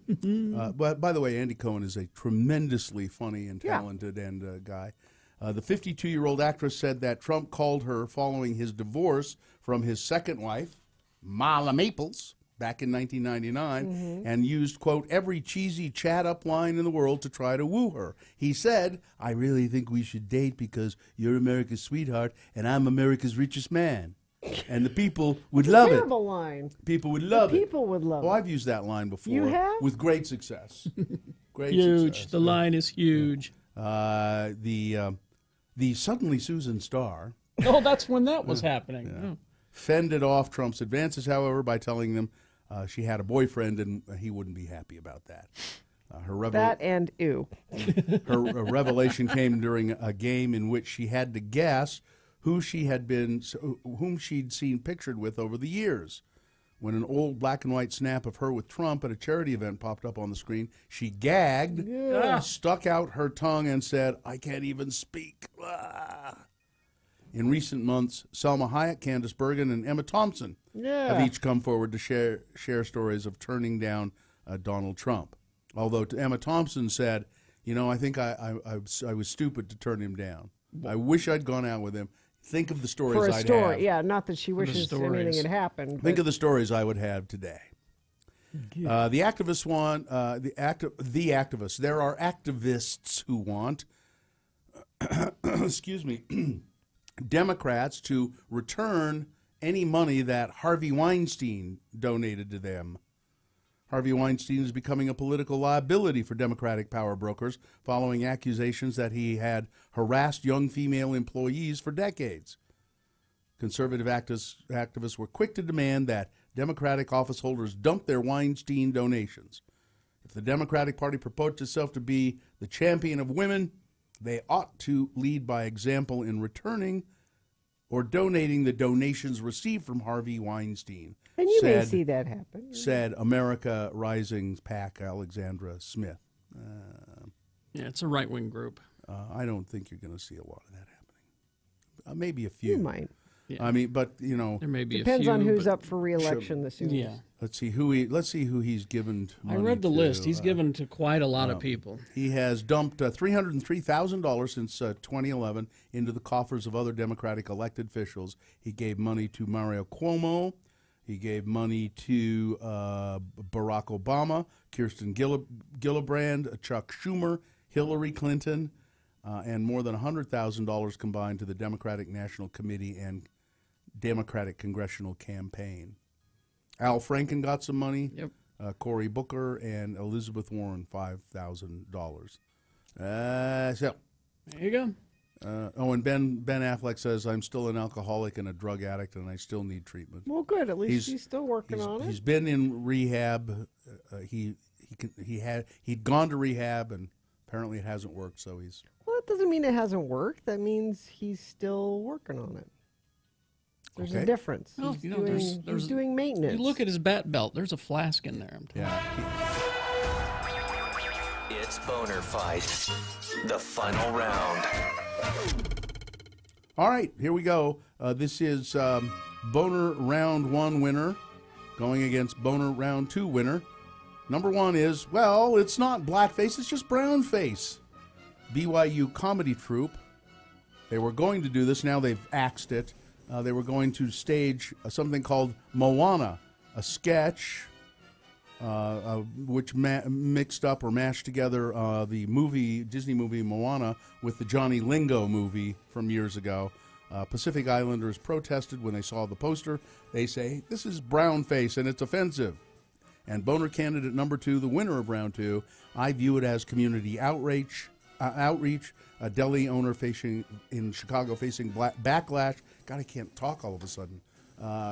He called the Las Vegas shooting community outreach because it was country western white people who were killed, and I guess he's in favor of that. So that's number 2. All right, you've got to decide which one is boner of the day. Which of these two is worthy to be called boner of the day? 1 or 2? Put that candidate number in the message of your text.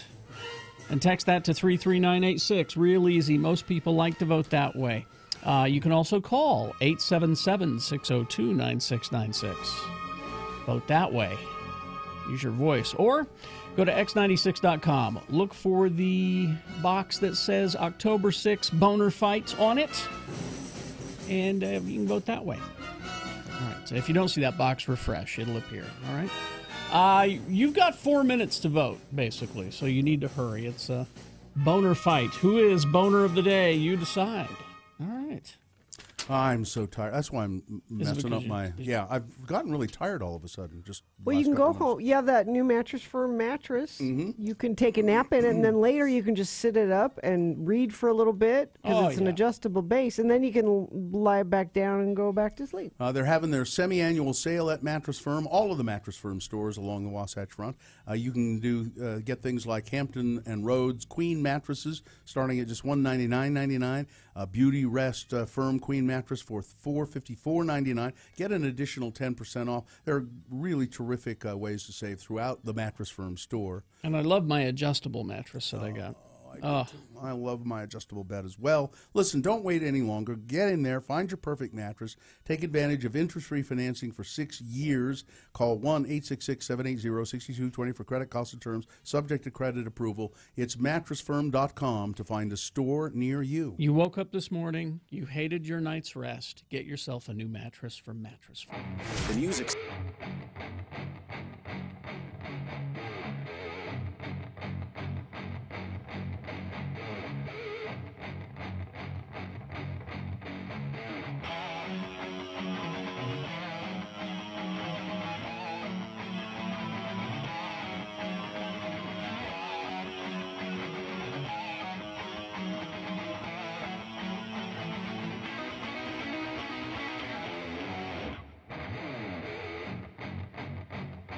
Lionel Elgin, our friend. Baseball announcer. Baseball announcer extraordinaire. I've had people asking me about Lionel. What's happened to him? The season started again, and he got another job. He announces baseball on radio stations, and he keeps getting jobs because he's really good at it. He is excellent at it. He's very colorful. He loves the players, is the thing. He really, really, really loves baseball players. Really. Yeah. A lot. You'll see what we mean. This is the latest tape he sent me. He got fired again. And this is what happened. This is the last one that he was at. Here you go. You tell me if he deserved firing or not. I don't know. So we're set to go here in the third. And what a beautiful day for baseball it is. Like a day in the park, folks. The athletes like cuddly little pets, frolicking, running, jumping, chasing, and retrieving balls. Furry, fuzzy fellas. So here comes Davis now, 0 for 1 today, flying out to right in the first. Notice the way Davis likes to sway back and forth, foot to foot at the plate. First offering from Leaf, fastball strike in the outside corner, 0-1. And as Davis teeter-totters back and forth, one can't help but notice the up and down motion of each cheek of his finely toned hind end. Like 2 pistons in a perfectly timed machine. Lubed with oils and perspiration for maximum viscosity. Lee set now, kicks and fires, breaking ball low, 1-1. We call it the show, folks, and no wonder. Davis very muscular. Also, one of the unfortunate individuals involved in the steroid controversy, being questioned by league officials. Of course, Davis denies it. The 1-1 pitch, just inside ball 2. I don't personally know much about steroids. I know in most cases they're taken via hypodermic needle. And I'm of the opinion, folks, that if a player wants to stick something in his hind end or have a fellow teammate poke him in the rear, so be it. Who are we to judge? If it helps the game, bend me over and stick it in. And so then that's when they went to commercial at that point, and they fired him. Then they fired him. He doesn't get it. Now, was it his comments about steroids? Is that what the problem was? That must be it. Yeah. You know what He sounds pro-steroid. And... You know what the problem is that he needs a color man. He does. He needs someone in there with him. He's doing it all by himself. He needs to do the play-by-play. He needs somebody to do the color. I think he's capable of doing... Well, he does both, I think, perfectly. Yeah, he does both, but he needs to... I'm going to continue to send these to Larry Miller, and hopefully we can get him hired for the Bees, because... You just like him in town. Yeah, I think he's an excellent announcer. I think we got enough of his kind in this town.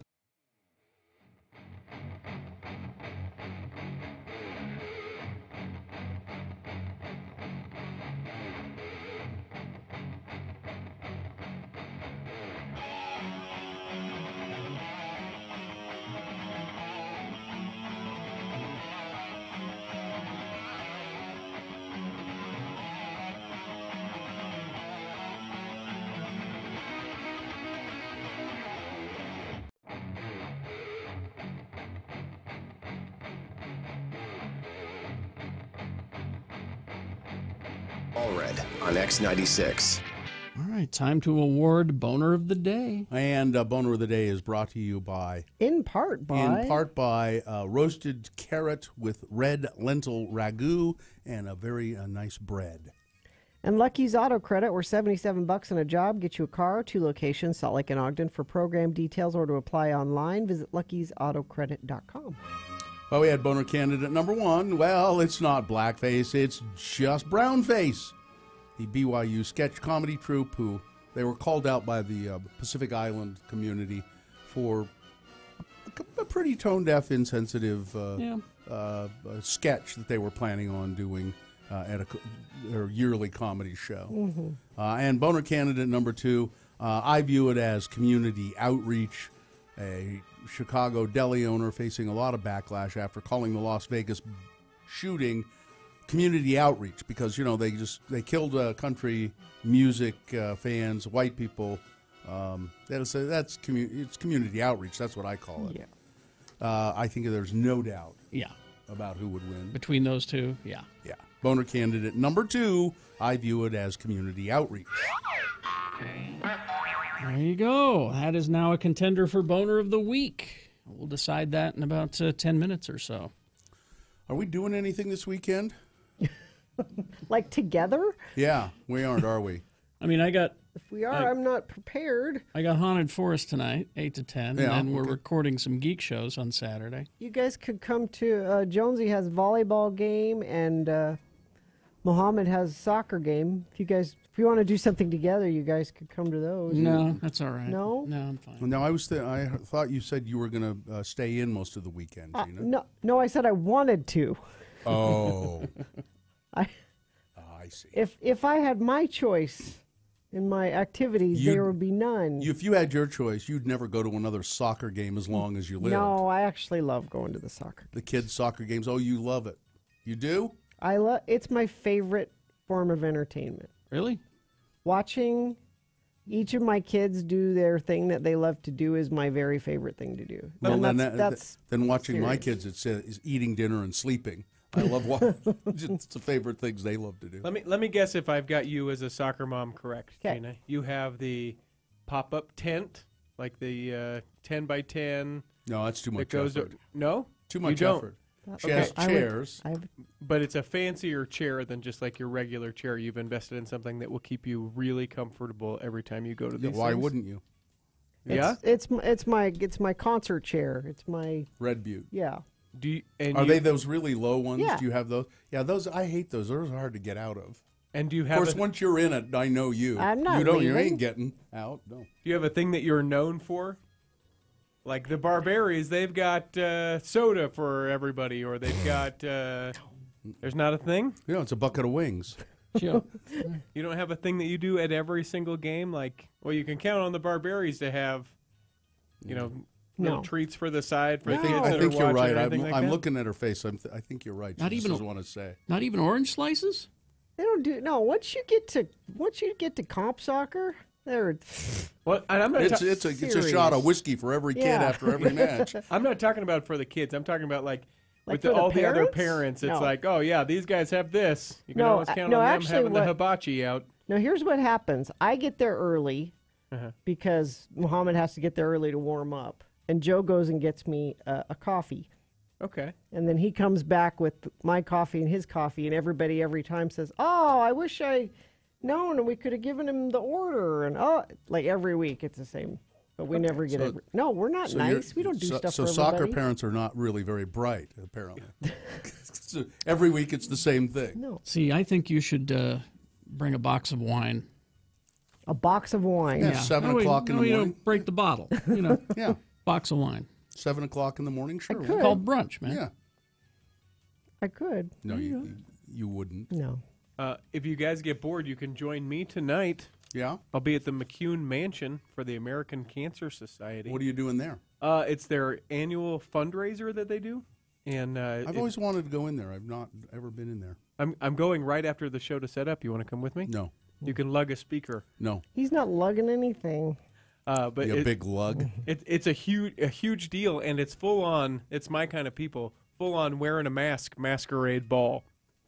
Oh, really? Yeah. Those aren't your kind of people.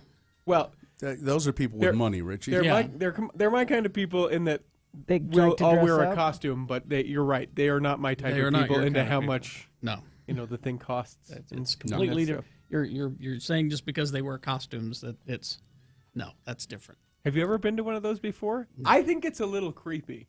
Because a costume ball? No, the full masquerade ball. no. Because you can't tell. With most of those masks, you can't tell who that person is. No. And fancy dress. Yeah, fancy dress. There was a sex club I once went to that was like that. Really? But, yeah. No. What was your Not mask? really. Not really. No. No. Was it No. full? No, don't even. Was it latex? Don't even. Don't. Richie's just hoping for some sort of eyes wide shut type situation to happen. I don't know what Yeah, that is. no, he's not. What he wants No, to, he's not. he wants Yes, to be he bored. Did you ever try to watch that movie? No. What a yawn. Wait, what's the eyes wide shut situation? It's a masquerade sex party. It's a sex Oh, club. yeah? Yeah. It's a sex club where they go and they have these big orgies. With No, everybody. Carrie's right. I am orgies. hoping that. Everybody wears. Boring orgies. Yeah, It everybody wasn't even a wears club. masks. It was like this mansion, Yeah. out in the middle of nowhere. And, Orgies. Got it. In other news, Gal Gadot on Jimmy Fallon last night Yes? tried a Reese's peanut butter cup for the first time. Really? She's from Israel. They don't have Reese's yeah, I'm peanut butter sure they cups. don't. No, that's what she said. They don't have Reese's peanut butter cups in Israel. I find that hard to believe. On Jimmy Fallon, you said? Yeah. I have it here if you want it. Just send it to me because and- Skin didn't send it to me. Did she like it? Of course she liked it. How could you not? Listen, I think there are people who hate peanut butter. There are. Well, if you hate Then that's how you could not. God. You say these things and you don't even ever think of the repercussions. How could you not, Gal Gadot? And she's just as cute as could Watch be. Gal Gadot try a Reese's. No, I don't want a Is she Today gonna- newsletter. I don't. Is she going to do anything besides Wonder Woman? What do you mean? Acting in Yeah, it? she's got something No, else going on. No, I meant, Gina, is she going to maybe get a house cleaning job? That's what I meant. Of course, that's what I meant. Is she going to do any kind of acting job other than I'm sure. Wonder She's Woman? got something coming out here pretty soon. Okay. That's not a Wonder That's Woman. not Wonder Woman. She plays a housekeeper. Chocolate, but what is special about this guy? This one has, how do you call it? Exploding candies inside? Like the candy? Oh, yeah. They're talking about different candies. Oh, ugh. Meet Zoe and Bo. I What was hate that? this. It's because they gave you the whole clip of her, not just her eating the Oh. Reese's. And so they're trying different candies. And she's And never, they there have we to go. skip She's to never the- had Oh Reese's. my God, magic will happen. Gal I'm a big fan Gadot of is chocolate. trying a Reese's peanut butter cup for the first time right now, and we're about to see the reaction. You want to open it? I feel like Willy Wonka. I'm just so excited right now. This is like Where is he? I know. Look, all right. So, Oh, there's two? Okay. there's I come can with share. two. Yeah. Did You you share or say her save name or wrong? Freeze. I don't even know what you want to do there. That's it. That's the way they come. So it's like that. It's almost like a little. Do you like peanut butter? I love peanut butter, but I never tried it with chocolate. Here we go. This is. I just can't wait to see this. Oh my God! Now I'm nervous. All right, here. Cheers. Cheers. Did they clink their cups together? Yep. Yeah. Got an eyebrow raise. What are they? A nod, smile. A smile. Nod. We love it. We A love thumbs it. up. We love it. I'm so. I knew I liked her. I'm so happy that you just did that. I think he said her name wrong at the beginning of that clip. I don't. Maybe. Wouldn't be surprised. Could you still have? It's everybody wants to say Gal Gadot, and it's Gal Gadot. Dot. Yeah. D-O-T. Dot. Let me see. Gal Gadot is trying it. Gadot. Yeah, he said Gadot. Gal Gadot. Be nice if you knew the names of your guests, Jimmy. Maybe we're saying it wrong. Maybe it's not Gal Gadot. No, it is. No, I've heard her say it. Yeah. Okay. I've heard her correct people. All right. Well, she should have corrected Fallon. He was getting criticized. Apparently, he cried on stage. No, that's Jimmy Kimmel. Was it? Yeah. That's Kimmel. All right. We'll take a break. We'll be back. Boner of the week. Just 3 minutes. Stand by. X96 invites you to enter to win a trip to see the undefeated Utah Utes.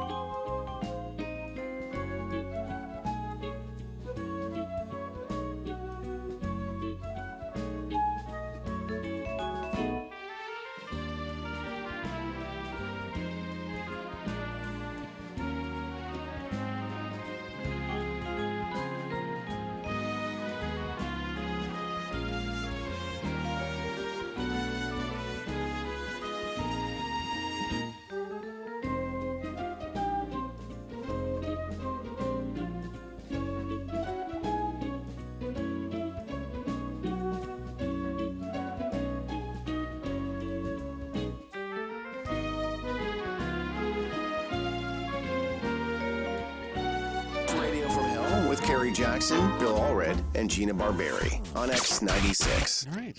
Well, 9:48. So I thought, because Gina always, I think Gina corrected me when I said Gal Gadot. She corrected me some time ago saying, no, it's Gal Gadot. We were Gal both Gadot. wrong. And so I've been saying Gal Gadot, Yeah. saying, okay, I want to say it right, but it is not Gal Gadot. And it's not Gal Gadot either. No. It's Gal Gadot, but you still hear the T, so it's Gadot. And Jimmy Fallon was correct. He was correct. It's Gal Gadot. My guess is he had a long conversation with his staff before she came on to say. I hope it wasn't "Let's any make longer sure." than. Make sure you say Gadot, Jimmy. Is it Gadot? Okay. With a T? I hope it wasn't a long conversation. I hope he's smarter than that. I hope he just went, okay. Gal Gadot. And we didn't talk, that's too bad. We haven't talked about Jimmy Kimmel this week. Because I didn't see it, or did either of you watch it on YouTube? Mm-hmm. He was making comments about Las Vegas and the shooting there. It was Monday night show. Monday. And it's his hometown. His I guess. hometown, yeah. And he was, I guess, got Understandably really teary. emotional He was about crying. Yeah. And apparently that makes him a weak. Well, in the eyes of the alt-right Yeah, and guys, weak man. people like that, you're weak if you show emotion. Well, people like Sabo, who's an alt-right artist, or Sabo, or Gadot, I don't know. I put some ads around town that said on benches and stuff. Jimmy Kimmel Estrogen Hour, and and did a thing where they replaced Jimmy Kimmel's face with John. Because he showed emotion, he's a woman. They replaced Johnny Depp's face with Jimmy Kimmel's face on the posters for Crybaby. Yeah, and because real men don't have emotions. Yeah, I guess in their world, they want to help save Western civilization, a civilization where men don't show emotion. Well, I do like the fact that Jimmy Kimmel sat down on one of the benches that had the big Jimmy Kimmel Estrogen Hour poster on it and sat down and then flipped off the camera and tweeted it out. Good.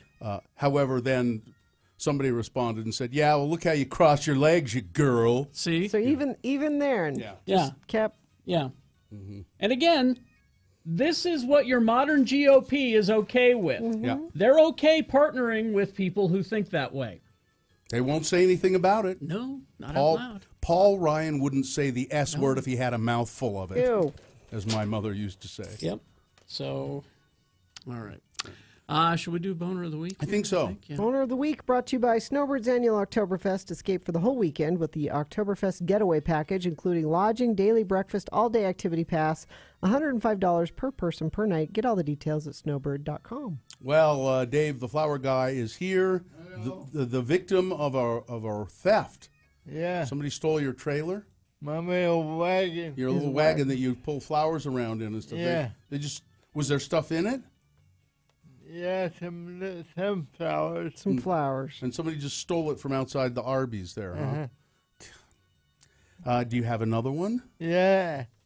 Ace Hardware gave me another one. Ace Hardware did. Oh, that's nice of them. You know, they are the place for your helpful hardware man. Yeah. All right. Let's get to Boner of the Week. And Dave, next time when you go to the Arby's, chain that thing up. Yes, get a bike chain. Get a lock and a chain. People tell me bring it in from now on, David. Okay, bring it into bring the it store. in. All right. That's good. All right. So Boner from Monday, the winner, was we seen it in a movie and it looked like it worked. Oh, that was that couple in Pennsylvania who waterboarded their daughter as punishment. And then when asked why they did that, they said, well, we saw it in a movie. It looked like it was pretty effective. So we thought we'd waterboard her. Jeez. We're trying to get information on the terrorists out of our daughter. This is the calm before the storm right here. Boner candidate number 2 from Tuesday. Come on, Pat. It's time to take a long nap. This is the last time Pat Robertson will ever be nominated for a boner because he's so old. It's too easy. Yeah. The famed televangelist claimed on Monday that the shooting in Las Vegas was the result because we disrespect the Constitution and the president. So it's God showing us that we should be more respectful. Whew. Boner candidate number 3 from Wednesday. I am mostly pro-life. As a text message, well, it was Tim Murphy, a representative who has been very anti-abortion, very pro-life his whole time in Congress. But when his mistress thought she was pregnant, he sent her a message urging her to get an abortion.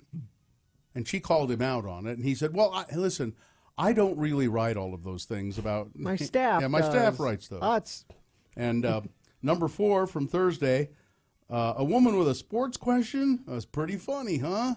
Cam Newton belittling this female sports reporter who asked him a question. It was pretty funny to hear a woman asking me about running routes and things like that. And boner candidate number 5 from today, the winner from today, I view it as community outreach. David, which one is the worst? Which one is boner of the week? Today's. I view it as community outreach. They were all good candidates. Yeah, that's pretty tough. solid. Yeah. Solid week. Mm-hmm. Yeah, which is unfortunate. It's been a solid 2 weeks. That means a lot of bad things are Yeah, it's happening. been a solid 2 weeks. I've had more candidates than I've been able to use. Wow. Every day this week. Can we just be dumb next week? What do you mean? How would you like to? How's that a change? I don't know. Come on. Like, okay. do it No, dumb. we won't be able to because this is the calm before the storm. No, something's see, going to happen. That's the perfect time to be. That's the good time to be dumb. Yeah, something's going to happen today or tomorrow. All right. It will. Well, let's be. I want to plan on being dumb. Okay. All right. I'll be dumb with you. Thank you. Okay.